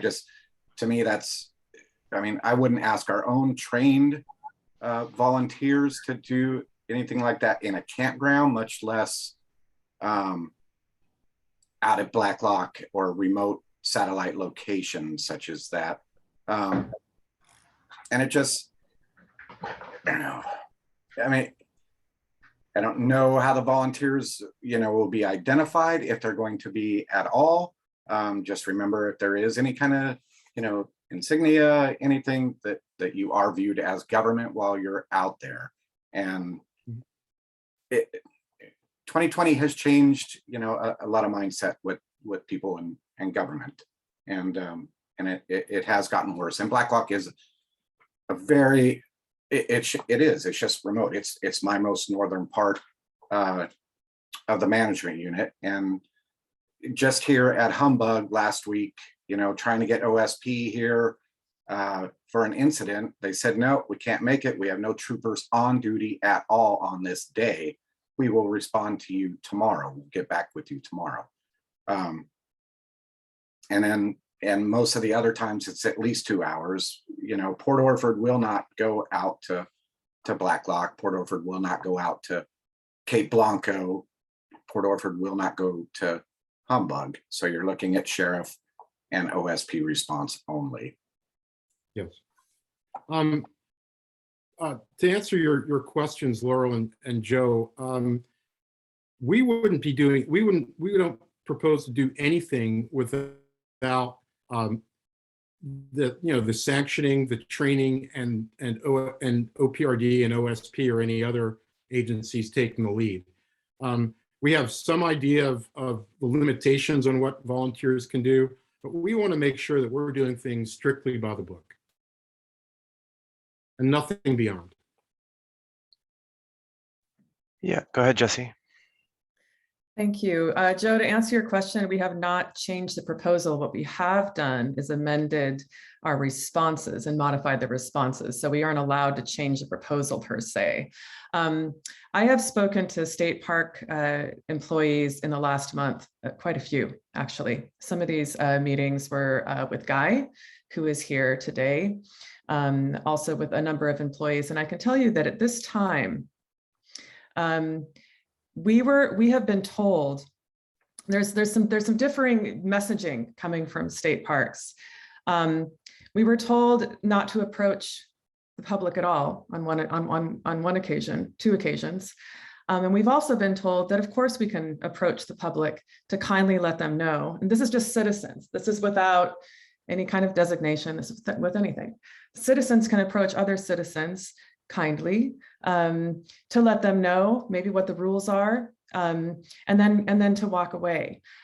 What we are proposing, what is here in the modified responses, which we will be giving to Andy and that you all can read, is that working closely with Oregon State Parks, whose Ocean Shores program right now, I don't know quite what to say about the Ocean Shores program right now. I don't know how much is existing. I think it's been pulled inland a little bit, and I think that there needs to be some help. But Oregon State Parks and Rec staff have suggested that we work collaboratively together so that we can give consistent messaging to the public. So we could help with that. we can help volunteers, and the general public can help the general public to have consistent messaging up and down the coast. As for deputizing with badges and that kind of a thing, that's something that, you know, state parks can talk about, but I think it would be a lot easier to kind of bring back those Rocky Shores trainings, right? And work together to have those Rocky Shores trainings all along the coast. So consistent messaging needs to happen. There needs to be some more meetings and collaborations that can happen with volunteers and with state parks, just to make this easier on everyone.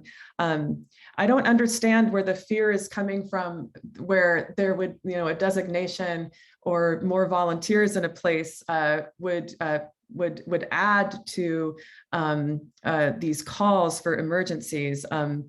I guess I'm not understanding that very well. It seems that this proposal is coming in a way that is stating that maybe some mitigation might even be able to happen if there were more volunteers who would be able to, who know and who have learned from state parks what the rules are, how to express these rules, how to communicate these rules. So I think that that's a positive thing. It doesn't make me afraid.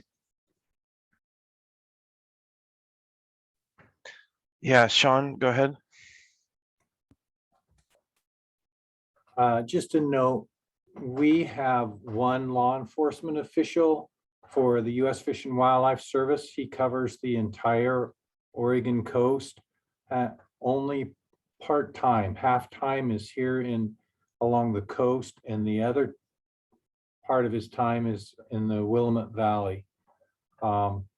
He has instructed Fish and Wildlife Service staff if there is some type of incident occurring, that not to approach the people that are causing the problem, but just to take notes and report back to him, and then he would respond. That's recommendations from our law enforcement official. Yeah, thank you, Sean. And I think the broader issue of enforcement is something that we do want comment from Oregon State Police on, as they are the enforcement arm of our fish and wildlife regulations, as Dave has informed us prior. So, you know, I will be reaching out to Oregon State Police to let them know of all of the proposals, and to seek any comment that they may have, and I will report back if I hear anything differently, and probably just report back in general for the guidance of all on this, as that will be useful to inform any interpretive programming going forward. Related to comments that we've had from OSP before when we're going through the Marine Reserve program, as it relates to looking at it through that lens at this site, they've commented in the past about viewpoints where they can see things from the highway for enforcement purposes, that they can take out their binoculars and see the shoreline. Not sure, maybe you could do that from Cape Loco. A little bit of a distance there to be able to see what somebody's doing, but otherwise, if, you know, their fish and wildlife officers would have to hike out to Flores Lake to see any sort of enforcement situation. I don't know. It's more of a question. I think that they've made that comment before about enforcement of marine reserves needing to be in places where it's easy to access, either by foot or, you know, if doing their boat patrols. But maybe ODFW can help clarify if I've misspoke, but that has been a constant comment that they've had when we were going through that process. Yeah, I mean, that's all true. Although I will say, you know, there's no proposal for a change in regulations here. So the enforcement after designation is exactly the same, you know, considerations as the enforcement prior to a designation. It's really no change. I think the only place there would be change is if you have a regular volunteer group and they, you know, observe illegal activity, they'll be making more calls for enforcement. So that could, you know, increase the amount of times that like an OSP officer might have to try to, you know, get out there, you know, if they're available. Like the point was made, often they're not even available, but if they are. But that's true of most Rocky Shore sites along the coast. The enforcement's done by call-in of citizens observing something, and not so much like a patrol by an officer. So it's not really a whole lot different in that respect. Again, just more eyes on the ground out there might result in more kind of calls to the police. I did want to also say that, you know, that we really got almost kind of down a rabbit hole about whether or not volunteers, you know, should enforce or approach people. And I think everybody agrees that that's not a good idea for volunteers. But, you know, there are other volunteer programs on the coast that have been successful. And I think they've reduced, you know, illegal activity just by their presence, you know, and in the education messages. You know, most of them work from a information education kind of perspective of like, they're not out there looking for people doing things wrong. They're out there to find people that are interested in learning about, you know, the environment and giving them that information, and giving that information, you know, it provides the message about, hey, you know, be careful, don't scare the sea lions, and don't, you know, turn over the rocks, and that sort of thing. So we really kind of got focused on this enforcement question, but I think we should recognize that education programs are successful in reducing, you know, illegal activities, or not even illegal. I mean, a lot of the activities that harm the environment are perfectly legal. They're just not good stewardship. So, you know, and in providing those messages as well. So, you know, I don't want it to all sound completely negative, you know, like, oh, this can't work because we can't enforce, or something like that. Yeah, go ahead, Larry. Thank you, Dave, for that comment. I know some of you probably have not had a chance to read the proposal or even our responses from last year, but they are available. But exactly what Dave was just talking about is what we proposed as the principal function of volunteers, and that is to have, you know, friendly engagements with the public, provide some public education, and then walk away. Go ahead, Laura. Can I ask a clarifying question? Are you guys proposing to do essentially roving interpretation on the shoreline, A, or B, it could be a combination of these, or contacting folks, because we have different programs out there that provide great services to the public in higher visibility and higher used rocky intertidal areas. Some of them do sort of set up in a parking lot. Some of our plover hosts set up in parking lots. So I'm curious if you envision, you know, intercepting folks as they go out or on the shoreline, or if you're planning, as was the case in another proposal, in actually leading walks out there where you would be bringing additional visitors down into the intertidal to do like guided tours. Or are you not sure exactly what the vision would be? Very briefly, Laurel, I think that's a really good question. And the short answer is we have been discussing all of the above, because our various partner groups have actually have considerable experience with all those approaches. So we haven't said we're going to do A, B, and C, mainly because we want to work in collaboration with Parks and Recreation and other partners to come up with a way of approaching the public that works the best and that's most appropriate for different places and situations. So at this point, we're open to all possibilities. And Jessie, if you have anything to add, please. Yes, I just put in the comments that we would be working very open and want to work. In fact, Coastwide wants to work more with OPRD's interpretation program for these ideas. So, considering the need for permits, I think permits are easier to get maybe in designated areas. I'm not quite sure, but that seems to be my impression. So like a permit for tabling, for example, I know that permits are needed to pass out any kind of information. And so, but yeah, I would love to just, work with the right OPRD staff on what interpretation might look like at that site. And I think that, doing things like setting up a table 6 times a year at the east location where the airport is, and maybe even at Flores Lake, would be really doable and good. So yeah, there's some opportunities there for sure. There's definitely room in both of those places to do so. And there was also room at the top of the trail at Blacklock Point, when there is that one trail that leads down to the beach. There's a lot of room up there at the top of the trail to intercept folks too.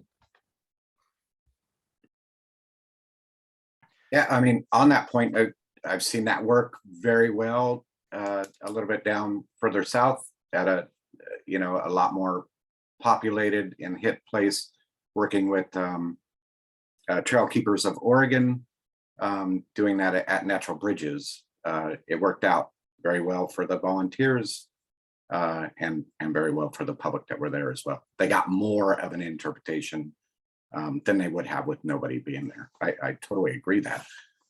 And that's something that we should be approaching MU management about, and specifically in the MU about. I think that's a fantastic idea.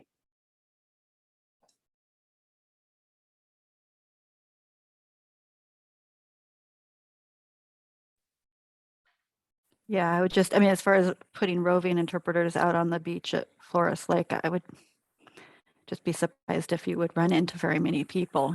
We have a need for that focused volunteer effort at some of our higher use locations.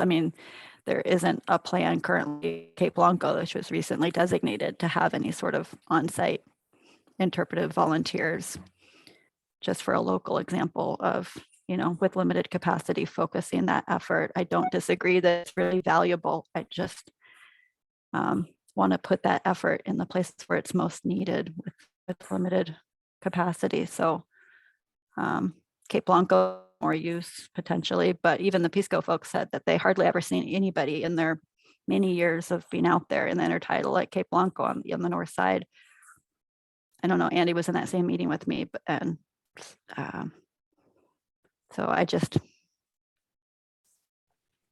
know there's a limited amount of folks interested in volunteering, and putting them out in a remote location on a beach that gets, relatively speaking, pretty little use. I just don't know. Yeah, thank you, Laurel. My thought on this is, if the proposal were to move forward, then a coordinated education and stewardship program that actually focuses on both the Cape Blanco Marine Research Area and a Blacklock Point Marine Conservation Area could be dovetailed together, and there could be interpretation at a Cape Blanco site that provides information on both. So I don't think it necessarily needs to be one or none. It could be, paired together and leverage what capacity there is. We could also start and try and see if we have that, ability to do something at a site that's already designated, and gather some information about Flores Lake in the process. I don't think that we don't want to do the right thing. I just think that there might, be some disagreement on the timeliness of having the designation with a lack of information about demonstrated impacts and visitation to the site. So I don't know if Joe can speak more to that, but I think there's definitely some ways to, move forward collaboratively and work together to improve management of this special place, which I don't think anybody disagrees that this is a very special location. Yeah, can we go to Jessie? She had her hand up first, and then to Joe, please.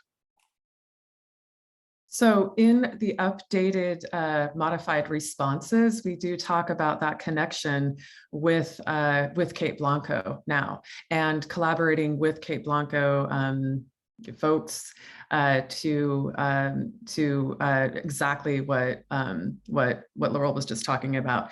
It's a really great opportunity. That's one of the changes that's happened in the last years, that Cape Blanco was formalized. And as in terms of volunteer capacity, I coordinate a program that has more than 700 volunteers.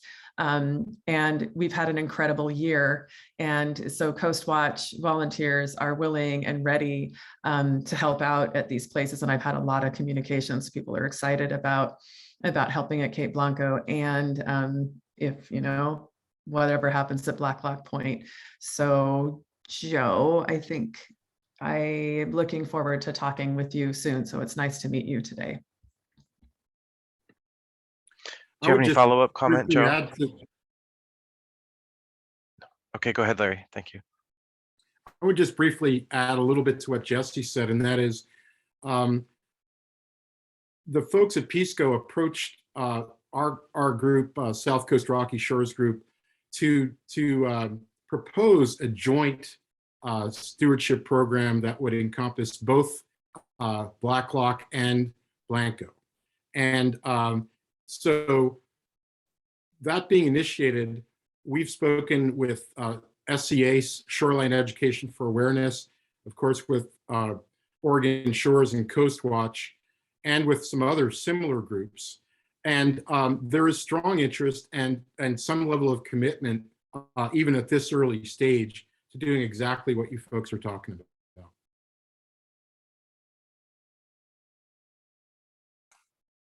So just to clarify, where are those volunteers? I mean, where are they like locally based? Or, are these people, are these groups that you're grabbing out of Portland area and bringing over to? No, they're all essentially local.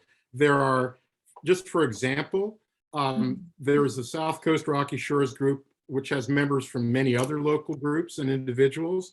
There's PSCO itself. There is a Kalmiopsis Audubon, which is based in Port Orford. Coast Watch volunteers are up and down the coast, and SCA volunteers are in Coos and Curry counties. So those are the people so far that we've engaged with and who have expressed support and some level of commitment to this idea. Yeah, Joe, to answer your question, we have volunteers in every single county of Oregon. And I myself, I live in Astoria, but I travel down to the South Coast about 4 times a year. And then Larry's located in the South Coast. And we have a lot of dedicated volunteers in both Curry and Coos County. Yeah, I was just thinking, I mean, I've got kind of a dying volunteer base as it is at the Heritage Society for the lighthouse programs that go on there. And I don't know, from what my experience is for the volunteers in this area, the recruitment is very hard. And I'm not, I'm not trying to make it sound like I'm down on this. I would love to infuse an already really good working Hughes House Museum lighthouse interpretation program that expands out, because now it's infused with new ideas, new people, and energy. And I know that's kind of off topic of what we're talking about. I mean, it does kind of correlate, but I just coming in and talking to the MUs with all these fantastic ideas is a really great way to get things done together. Joe, thanks for that. I personally don't see any reason why we might not be able to broaden the net a little bit to include those heritage programs in interpretation, along with the natural and cultural resources. Of course, that would be subject to a lot of discussion about how to do it. But I, for one, think that's a fantastic idea. It could, you know, it could benefit your heritage program and this Rocky Shores program. Yeah, I sense a lot of potential synergy there. So I think that's a great connection to have made, and something to potentially look forward to. Joe, can you clarify question of ownership I have about, because the airport, does the airport own the parking lot or is it on our property? Because the boundary makes it look like it's not even on our property. Do you know? So that side parking lot is, well, they're both us. Okay, then our park boundary layer is wrong. Yep. It might be a little bit. What Homeland Security wants is control of is what's fenced. So we've had the same question, Laurel, and we've also seen contradictory maps. And that is only, I'm only going by what I was told by my predecessor as well for right now. So maybe we have a management agreement for them, because it doesn't look like it's, I can check with our property folks, but it doesn't look like we own the parking lot that they're associated with the airport. And then the trailhead, you know, the start of the trails are not on our property, on our You want me boundary to layer. call up this on C-Sketch again? Is it No, worth I'm just looking at saying that? you have the same data that I have, so that we shared with you. I'm just saying either our layer's wrong or we don't own that. Yeah, so I will turn on the state parks layer.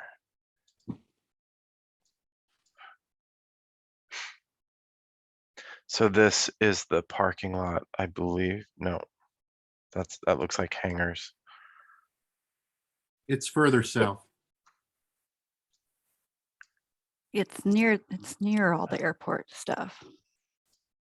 No, that's it. I'm pretty sure. Yeah, you just No, have to actually, zoom in actually, further. it's further south, Andy, the access point. It's below the end of the, well, no, actually. I know that you turn and go up the road, and then I think it's right It's at the in that corner. little like nook of the, or see where like the park, right here. Yeah. zoom in somewhere near further. Yeah, right there. Yeah. See how it's not in our park? Yeah. But the actual trailhead is south of there by at least a couple of 100 yards. Yeah, that's the parking lot though, right? The Parking lot is, I believe, also further south. In fact, I thought it was right by that first big large hangar building. But it's where that opening is, where your cursor was. It could go, that would overturn. Yeah, it's in the trees there. See that opening? Yeah. Opening in the Right, trees. there. Right there. Right there. But it's not on the park property according to this layer, is my point. It just, you know, would have to be another partner that we might need to work with but maybe there's a management agreement. I don't know. I'm just bringing it up for, you know, potential future complications.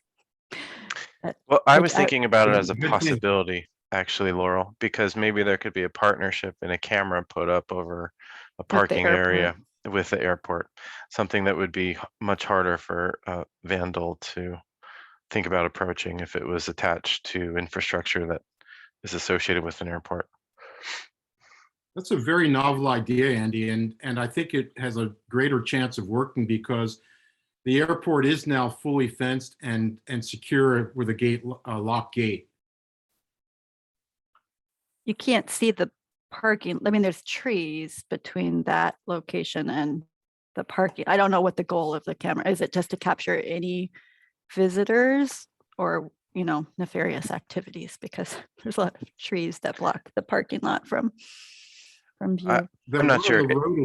The one on the road is not blocked, but the other one right by the trailhead is by vegetation, at least partly. And Homeland Security has a camera right there at that gate. So maybe there's a seed of an idea that could bear fruit.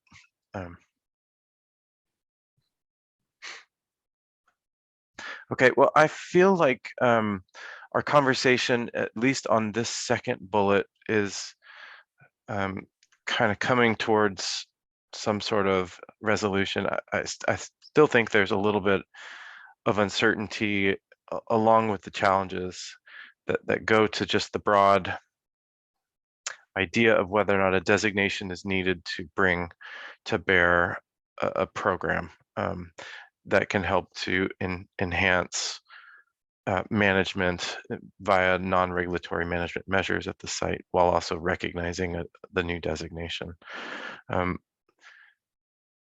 I guess I'll open the floor again to any other questions associated with that second bullet. We did talk a little bit about the infrastructure piece during our conversation already, and we've hit on agency capacity and support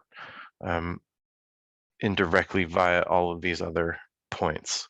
So I'll pass the question along to my agency counterparts to ask if you have any other further questions or any other further comments about this topic. Just last comment of, what we were talking about and kind of fostering, some communication and cooperation right there in that last segment is that as far as resources goes, that's exactly how I would approach Blacklock interpretation, is working at that Cape Blanco area that's established and then using extra resources to move it out as those resources became sustainable. That's a great point, Joe. Dave or Sean, any other comments? I was just going to Laurel? support Joe in Yeah. his statement that, I mean, we really want to be have these new designations be successful and sort of, success story that we can say, these were newly designated. They're not going to be a paper park. We're going to have a success story to tell here. We're going to improve management. If there are volunteer resources in this area, I would really love them to go towards, that success story and being able to tell that story over the next, 5 to 10 years. And gather some, and maybe put the extra effort into gathering more information about Blacklock, because there are data gaps. I don't even know when the last survey of the intertidal, if ever, was done at Blacklock Point, or a visitor use study, or some other collaborative projects that we could work on together. It's a very special location. I just, I've seen a lot of. I've been involved in this for a long time now, and you see the designations from the 94 plan, and a lot of them were just that. They were in the paper, they were paper. And I don't want this to be that again. So I don't want resources to go towards something that doesn't result in improvements. I don't think anybody does. So I hope we can work together on making Cape Blanco a success story and gathering more information about this special place. Yeah, thank you. I want to switch. Oh, go ahead, Dave. Yeah, I just wanted to echo what Joe and Laurel said. Mostly the fact that, we've heard from several groups now about the need for designation in order to get funding and get the kind of impetus, for gathering people, have something to gather around. But we have it down there because we have Cape Blanco. So that is a good starting point, I think, to, for groups to form and seek the funding and kind of grow from there. So I think that's a really good point.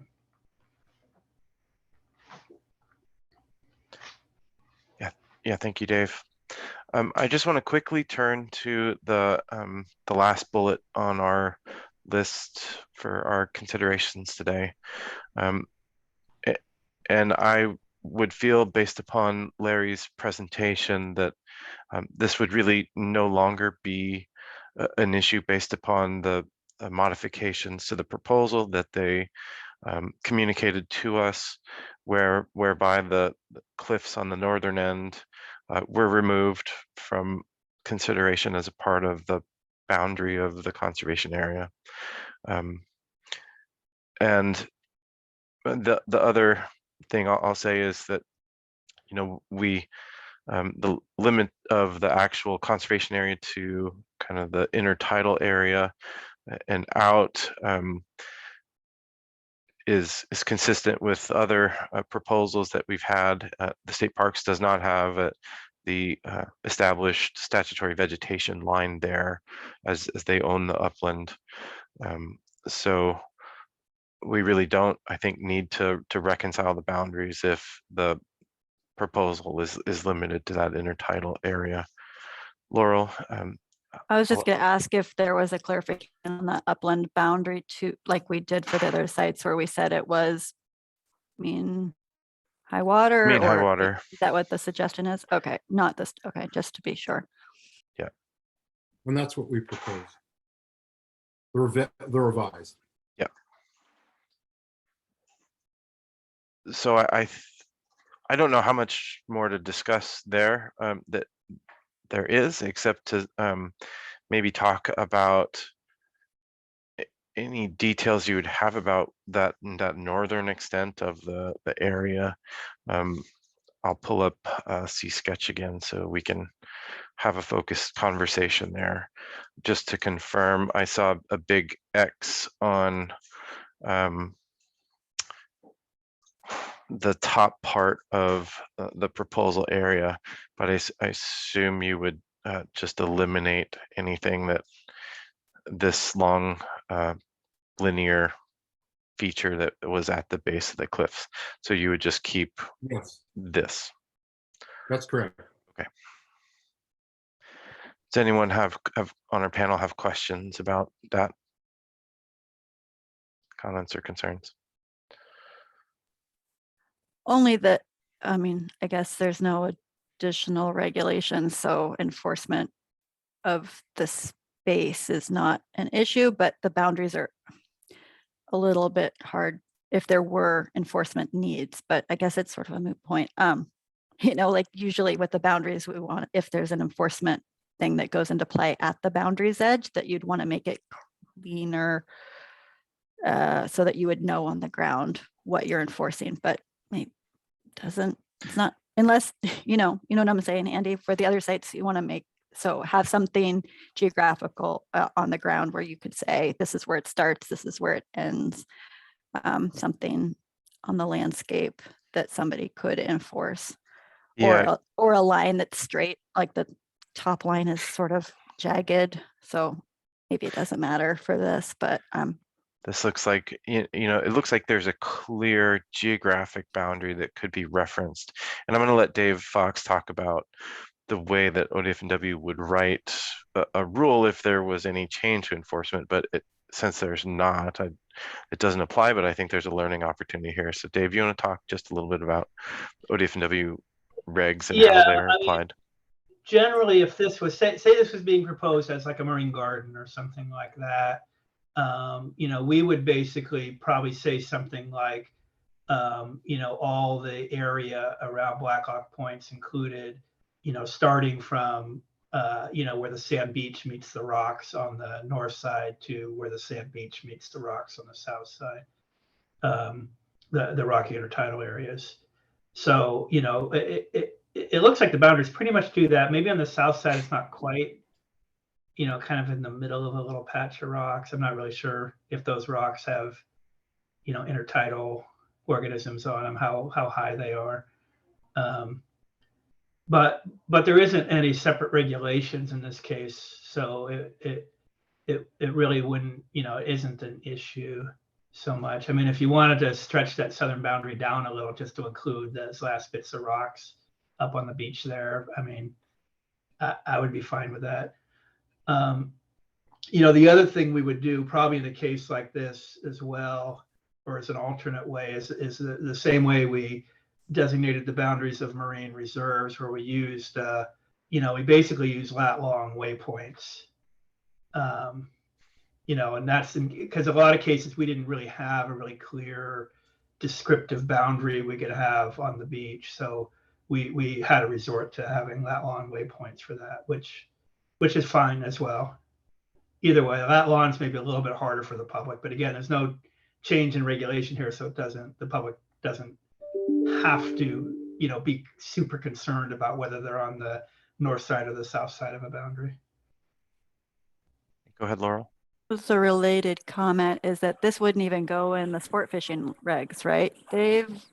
Because It there's would- yeah, it would no rules that apply. And then that brings up the point that came up with the Cape Lookout one, where because of, no, not that one. Sorry. Cape Foul Weather. Which one was it? I'm losing track of all the proposals. Cape Foul Weather. The one that didn't, because of it, no fishing regs, that it would have to go into like DSL rules for demarcating the boundary. I believe I believe that's correct, that this would have to go into DSL rules as a boundary. There wouldn't be a mechanism within ODFW rules to designate it. Nor within ours, because it's most of it's outside, if it's outside the intertidal, it's outside our jurisdiction. So we have no mechanism. Go ahead, Larry. Just briefly, a little bit of background about how we came up with that polygon. First of all, there was a lot of public input, and then the consensus was to try to include most, if not all, of the offshore rocks and islands, which of course from I believe the high tide line on up are, as Sean said, national wildlife refuge. So they're essentially wilderness areas. The intertidal on down, from what I understand, is the jurisdiction of DSL. And so I also spoke with one of our local OSP officers who has responsibility for fish and wildlife enforcement. And he said, basically, we're looking for accessible areas that we can look at a large section of the coast from. And what really helps us, as much as possible, are straight line boundaries. So that's what we aim for.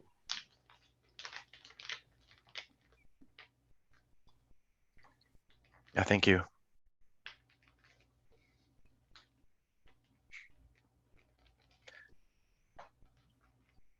So I'm sensing that we maybe have completed our conversation on this bullet. And if that's the case, then I might attempt to do what I've done with some of the others, which is to summarize our conversation today, then to allow our panelists to add any clarifying points that I may have missed. And then we can move on to a public comment, and then further on the next steps. So Jessie, go ahead before I do so.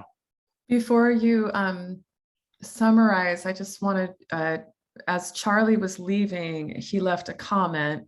And so I just hope that you include that in your summary, and if we would have any chance now to respond to that, or if we should wait until the public comment part. Yeah, thank you, Jessie. I was going to actually read Charlie's comment in on behalf of him into the public record as a public comment. And then I would give us an opportunity to talk about that. Great, thank you. Okay. Well, I really appreciate the conversation that we've all had today. I know that some of these conversations can be difficult, but I feel like it was very productive. On the first bullet, with respect to management changes relative to the status quo, the big issue in my mind is that, and a point that the proposers made, is that a designation really does allow increased motivation, incentive, and potentially fundraising to add capacity and support behind a new idea for this place. That being said, there I think is still a valid concern that has been voiced by our agencies, that a designation in this location which is still relatively low visitation, low traffic, relative to other areas nearby on the coast, is a challenge from a prioritization perspective. And there is a concern about a designation without any associated action and an additional capacity from a non-regulatory perspective. So I just want to recognize that is a challenge that's in front of us. I think that's a perspective that we need to be able to share with our Ocean Policy Advisory Council, and just leave it at that in terms of a big, broad site goal perspective. And I think that there is a potential upside to having a new designation because of new energy and new attention focused at the site, while I also understand and acknowledge the risks and some of the potential challenges. Some of those challenges relate to implementation of the stewardship program, which I think our presenters addressed pretty well in some of the descriptions of the capacity and some of the community organizations that they described as being kind of ready and waiting and interested in participation in an effort like this, while acknowledging that there are challenges associated with the remoteness of the site, including ensuring that efforts that would occur to help with interpretation, education, could be conducted at a few sites. So there's basically 3 real access points that would be logical places for which to focus such attention and efforts. I do want to call out the conversation that we had right at the end, which is collaborating and coordinating a stewardship program with the newly kind of formalized Cape Blanco Marine Research Area site. So I think that there is an opportunity there to leverage capacity. Based upon the proposer's responses in regards to infrastructure there, I think it is clear that the site is, there is infrastructure to support a certain number of visitors, but it is potentially lower than other surrounding state park locations, where education and stewardship could also be needed. There is a broad recognition that agency capacity is low in dealing with some of the challenges that we face, especially increased amount of visitation and the potential for that visitation to impact through disturbances or other interactions the environment in a negative way. That being said, it was acknowledged by the proposers that there's not an immediate expectation upon implementation that those efforts will take place until further support or capacity can be achieved and or gained. Lastly, in terms of the reconciliation of the boundaries with respect to the statutory vegetation line, the response of the proposers has been to agree with the recommendations regarding maintaining the boundaries at mean high water line for the point associated with Coquille Point itself, while removing any instance of the proposal boundaries in the areas to the north associated with the base of the rocky cliffs. I will pause there and allow any clarifications or additional comments from the panel that I may have missed. Jessie, you have your hand up. Is that a new hand or? Go ahead, Larry. Quick one, Andy, and that is, I don't know what else we can explain or show you as far as current visitation levels. The only thing I would ask you to do is, and we'd be happy to, one or more of us would be happy to take folks down there and talk about the site, but get your eyes on it if you can, because I can tell you, I go down there 3 or 4 times a month on average, and I suppose I should start collecting quantitative visitor data, but it is it's always blown me away by the number of people that I see there. And when we were asked to do some interpretation down there a month ago, having 28 people show up on a weekday where most people are working, In fact, I know for a fact that several people that worked full-time took half the day off to come out. I was blown away. So again, as we said, I wouldn't underestimate the will of the people to really support and get behind what's necessary to make this designation and its management measures work. Yeah, thank you, Larry. Okay. Well, not hearing any other clarifications or any other comments from the panel, I'm going to open up my PowerPoint again and remind us all that we now have an opportunity for public comment again. I don't have a slide for this, but what I do want to do is I want to open up my chat, but I do have a hand raised from Fran Recht. Fran, go ahead and provide public comment if you would, please. Thanks, everybody. Thanks for everybody to stay on this call and other calls for the last few days. It's a heavy lift. So thank everybody, and thanks for the presenters. I should have let you read Charlie's comment ahead of time, because what I was going to talk about was that a lot of the reluctance I see, especially from state parks, is that there is not enough funding. They're already overwhelmed. They can't take anything on. So the reaction seems to me like, no, we can't really do anything, even if we'd like to. So this is a perfect time of the year. Budgets, a new budget cycle's coming up. I'd like to know if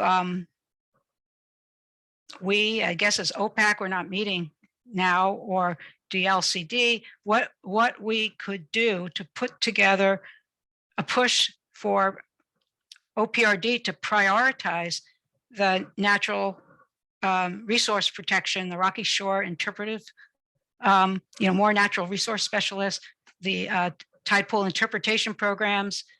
To me, those are, I like Charlie's idea, but they're kind of in different boats. One is dealing with existing problems right now and trying to minimize impacts. And then this research is really important and monitoring is really important, but start getting these things as a priority in OPRD's budget and putting it forth into this new budget field that,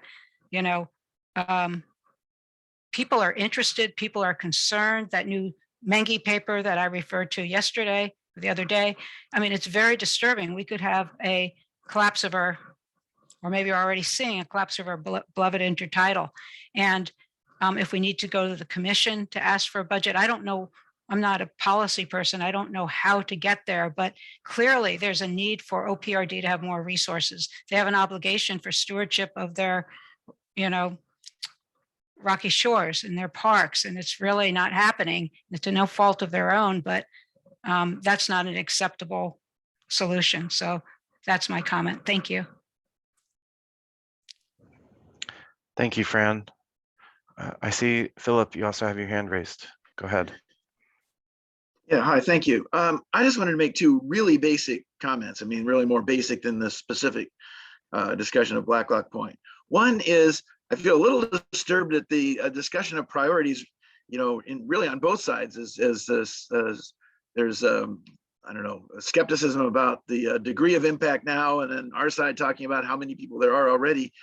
I think that actually a key consideration should be getting ahead of problems to the extent we possibly can, being proactive and starting to put protections in place for places that are not so far trampled and overexploited and so on. So I would, that would be part of my argument for Blacklock Point, but also for some other places that might be considered in future rounds, is actually the very fact that they're not heavily used would be a reason to protect them, to get that in place, to really start to value them before the masses show up, if they do.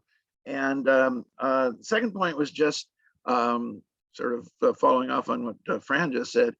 But we're talking about trying to protect places for future generations. We're trying to talk about places for all time. And capacity issues are real. And I realize that you live with them and deal with them every day, but they're not an act of God. They're a matter of political will, and they're a matter of budgetary cycles every couple of years. And I really hate to see so much focus on what we can do right now, rather than, in principle, set forth what we hope to do and then start pushing toward the capacity to do that, and use these as leverage, in fact, for why we need the capacity.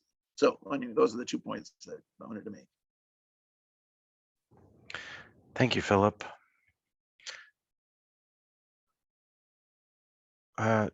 Looks like Peggy also has her hand up. Go ahead, Peggy.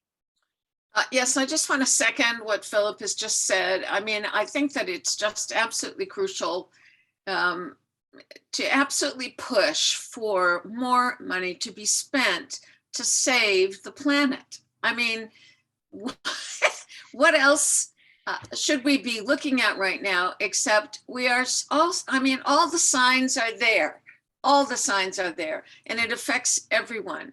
And for us, as a member of the board, personally, I feel that we should absolutely push for adequate funding to the state agencies who are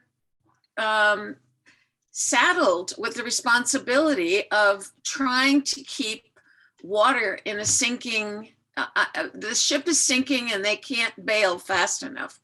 And I think it is absolutely our duty to say something and to speak up and to pressure more funds to be allocated and more resources to be allocated. I mean, I was just dumbfounded to hear that there is one wildlife enforcement official for the entire coast of Oregon. Are you kidding me? Ah.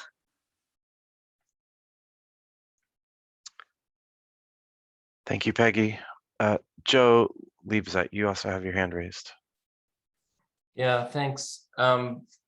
I'm gonna piggyback on the other comments and just be brief, because it's covered a lot of what I was gonna say anyway. But we have a great opportunity right now. The Rocky Habitat Strategy has been formalized. It's gotten through LCDC approval. We have this strategy, and now we have these sites coming online, and we have a great opportunity to do what everyone is saying. Let's move forward to get real support to the agencies and elsewhere to implement these sites effectively. And I know like folks like myself and Charlie Cliven are working on that. And I think, external work on that to try to make that happen, but also the internal work for folks in the agencies to work internally to pressure their superiors to make this happen as well. And it does get a little frustrating to hear, things about, well, signage takes a long time and funding's a challenge and vandalism is an issue. Those are all true,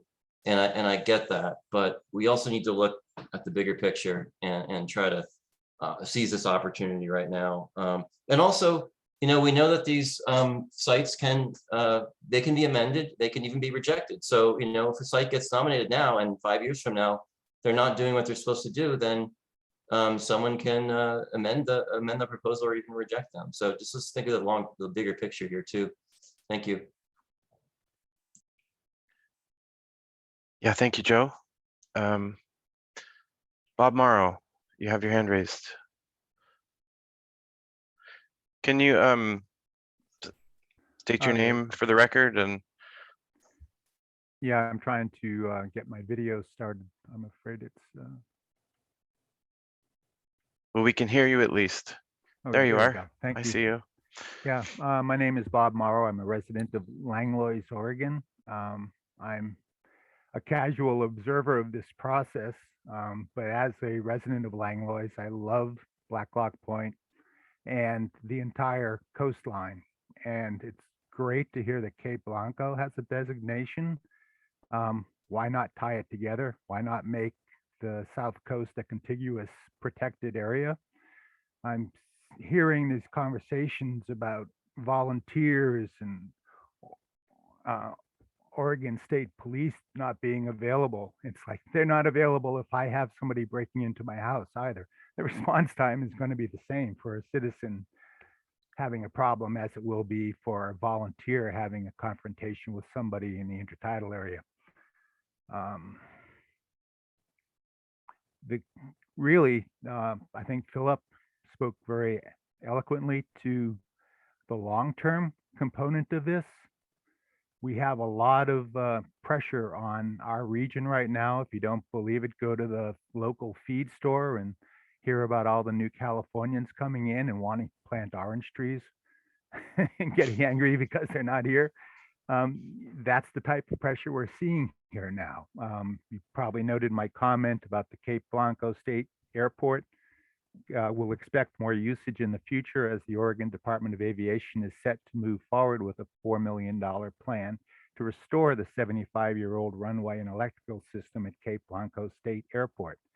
This project will most certainly place additional pressure on Blacklock Point. Some of that will be coming from the county government as well as they try to leverage that.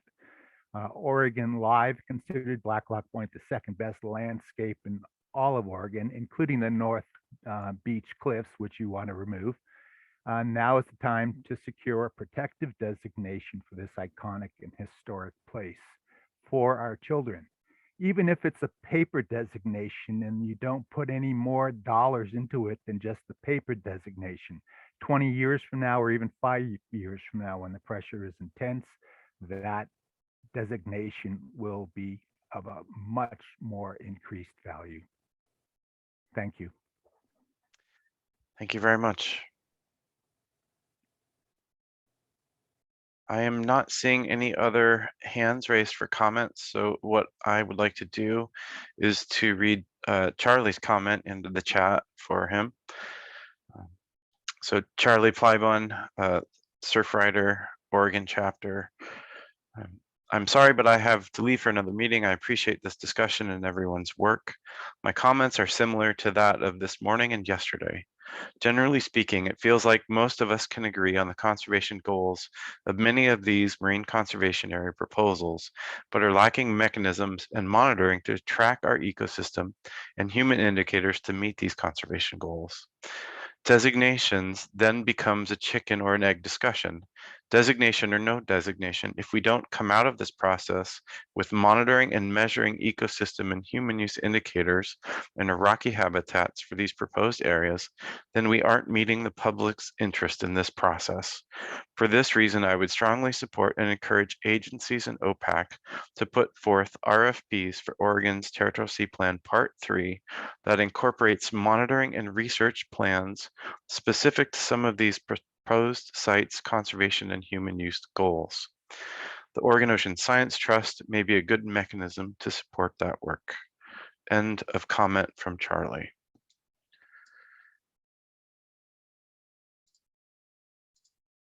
So I want to just allow the panel here to share their thoughts if we have any on the comments that were received before I turn things towards the direction of wrapping up and next steps in our process.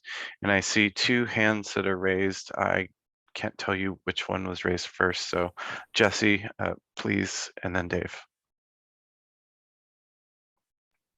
Thank you. So I just wanted to respond to Charlie's comment that in the proposal for Blacklock Point, Larry did include monitoring as a part of this. Coast Watch supports this. Coast Watch volunteers. Actually, just last week, I had interest in setting up a marine debris monitoring site at Blacklock Point, which is perfect. And that is from a resident at Flores Lake, and he is also a Coast Watcher. He's also been a strong supporter of this process. So as a part of the stewardship, as we see it, as Coast Watch sees it, stewardship does also include monitoring these sites for more marine mammals, sea stars, marine debris, beach birds, and more. This is interesting. He's encouraging agency to put forth RFPs, which is great. But I do want to recognize that in the proposal, this was included. Monitoring and surveys were included as a part of this designation. Thank you. Thank you, Dave. Yeah, a couple of things. First, I wanted to clarify something about wildlife officers. I think Peggy Joyce, was responding to something Sean said about one officer.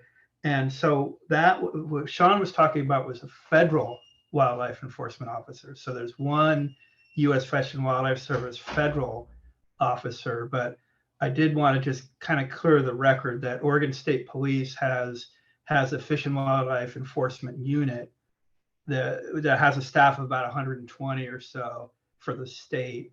That includes administrative staff as well. And they have somewhere around 20 to 25 officers on the coast.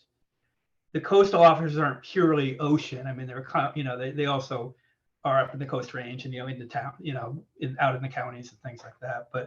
But it's not just one for the whole coast, all agencies. So the state does have about 20 or 25. Which is way understaffed anyway. I'm not trying to say that's a lot. That's still way too few, but it's a lot more than one. The other, I don't know. It's just kind of a question about Charlie's email and or his chat. Since he's not here, he can't answer it. But he said this yesterday. He said we should put out an RFP for monitoring. Well, to do an RFP, you have to have a funding source behind it. And so the solution is to get a funding source, right? Not to just suddenly put out a request for proposals. And I agree that, monitoring is super important. Oregon Coast has pretty robust intertidal monitoring, though, in comparison to a lot of other areas. There's a lot of sites that universities are monitoring, Cape Blanco being the closest example to Blacklock. But it certainly doesn't hurt to have some level of monitoring at more sites. And it would be really interesting to have monitoring at Cape Blanco, because I think there's a lot of unique aspects to that site, and to, have some monitoring to try to, document what some of those aspects are.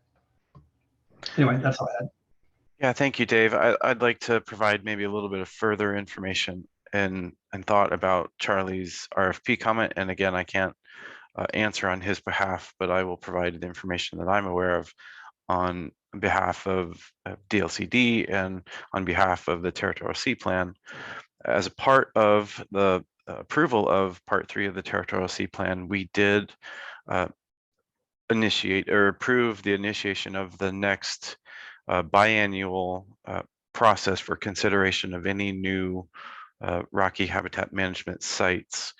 And the initiation of that process would begin with the agencies working together to issue a request for proposals that may target specific aspects of rocky shores or specific types of sites that the state, through its own analysis or evaluation, would identify as a focus of that 2-year cycle. So that is one RFP mention. There is the possibility of another request for proposals opportunity, which may be, and again, this is where this is conjecture as to what Charlie may have been thinking. The Oregon Ocean Science Trust just received close to $1 million associated with research and work on nearshore habitats, rocky shore habitats, to potentially support the reintroduction of sea otters into Oregon waters.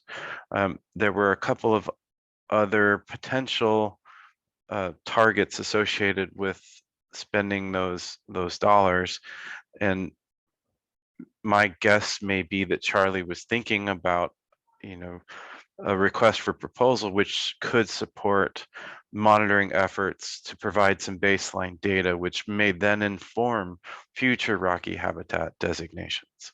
So I'll stop there. Those are the two ideas in my head about what Charlie may have meant in regards to request for proposals. Are there any other comments or thoughts in regards to the public comment that we heard? Go ahead, Larry, and then Dave. You're on mute, Larry.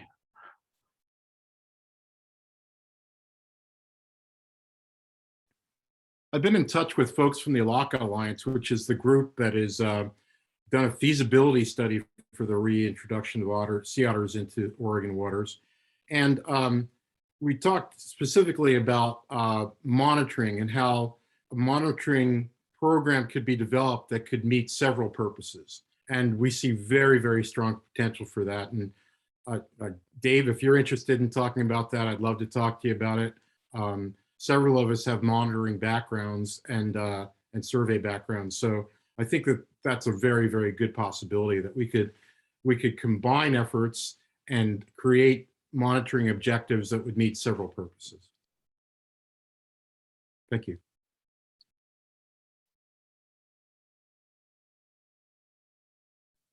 Dave, go ahead.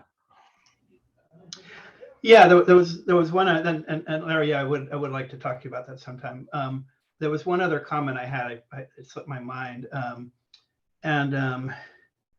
it's great to have these new sites, with a bunch of energy behind them, but I kind of want to remind people, because it kind of gets forgotten, there are 14 existing sites without counting Cape Blanco and Cape Coquille Point. So I guess now there are 16.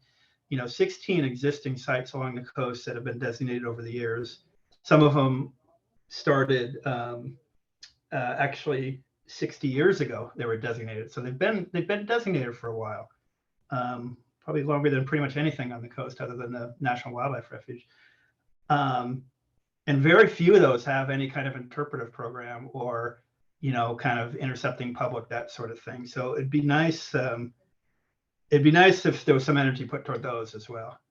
And a lot of these are high use areas, lots of opportunity for intercepting the public, lots of opportunity for getting messages out there. And so, and state parks does some work at some of them, but they're, as everybody knows, they're so funding limited that's difficult. Anyway, just a reminder out there that there's lots of other areas that need this. Yeah, thank you, Dave. It's important not to forget the treasures we have already designated. Go ahead, Jessie. Thank you. And yeah, I wanted to echo Dave, because I've been thinking a lot about a number of these places in terms of, since I started working with Coast Watch, I really didn't know how many marine gardens there were, and Harris Beach is one. There are a number of places that I don't think the public really knows either. I mean, they know, they go there, they see the signs, they're like, why are there signs here, but not at another place? And I've been thinking about this a lot. And this is something that Oregon Shores is interested in, is kind of galvanizing our volunteers who live near these places to volunteer at these places. So that's the idea. So I totally hear Dave on that. This update has brought a lot of people's attention to that original 1994 document, which they didn't really know about. And I think that's important as well, just as important as spreading the word all over the internet and in newspapers about these places. So is like, hey, well, there's this plan. And so I think that this has been a good opportunity to also awaken people to these other places. And I can say that Oregon Shores has been, we're working on identifying these places and for our volunteers and bringing them together to these places more. So thanks. Yeah, thank you, Jessie. Dave, was that a hand raised or? It was a thumbs up. Okay. I probably should use the modern way of doing it with the emoji, but I'm too old for that. I'm sorry, my kids caught me out of the corner of my eye, so I had a distracted moment. I'm going to do a thumbs up too, since I think I said something very similar earlier about, focusing limited resources on those areas that are designated and have a lot of use. Okay, so what I want to do next is to turn attention back to the next steps for this particular process.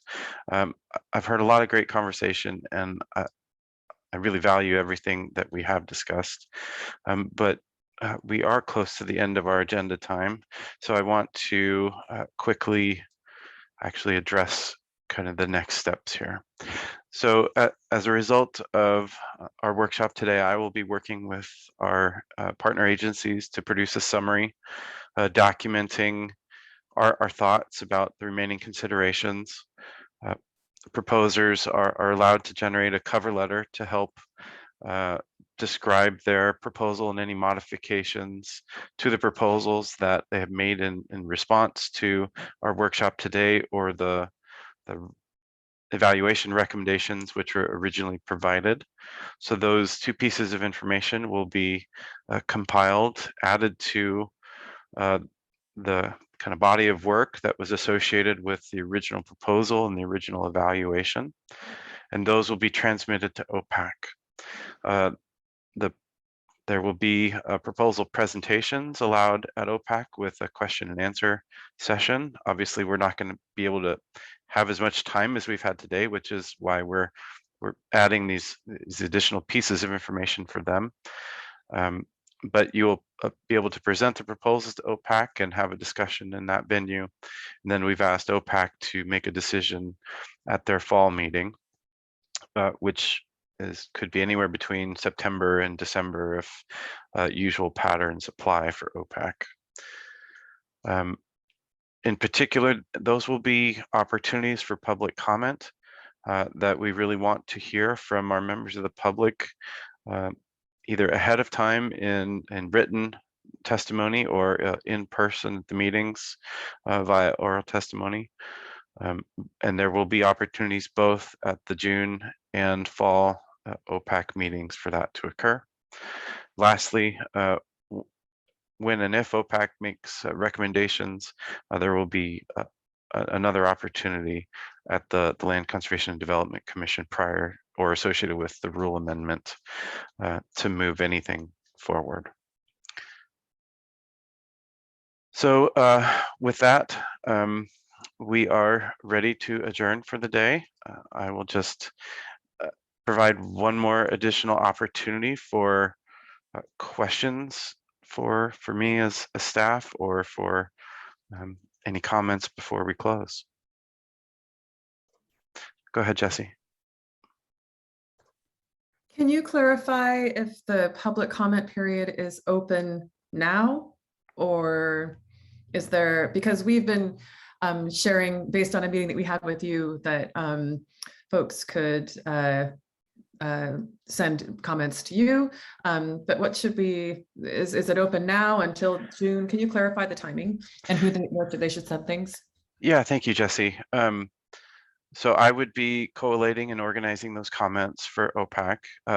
Citizens are welcome to send comments at any time. We have a comment email address that's already established. I believe it's tsp.comments@state.or.us. Maybe Moses, you can help me check that really quickly, but I think that's correct. And I have received some very limited written comment associated with the ECOLA and Chapman Point, and I have forwarded that on to my panelists. I've not had the time to add that comment to the website yet, but I intend to do so this afternoon. So any written comment that comes in, I will add to that page associated with the further evaluation workshop. Okay, so just to clarify then, will comments that you've received now before this workshop be included with the comments later on this year, like in the June and August? Yeah, we will try and collate the comments that came in with the initial site proposals together so that OPAC has the benefit of the full record of comment associated with each site. Excellent, thank you.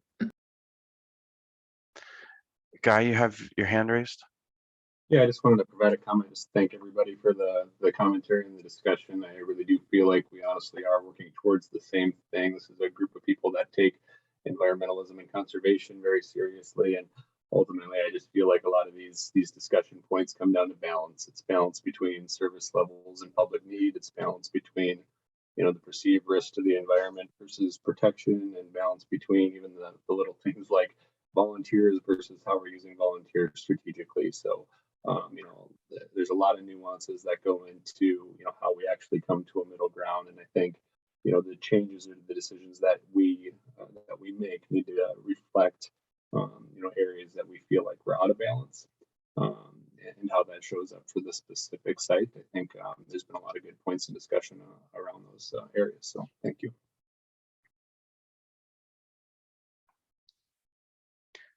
Yeah, I'll just echo my thoughts, and thanks to everyone for participating today. I think it's been a very productive and valuable discussion. And with that meeting, oh, Larry, you got last word? And you're on mute.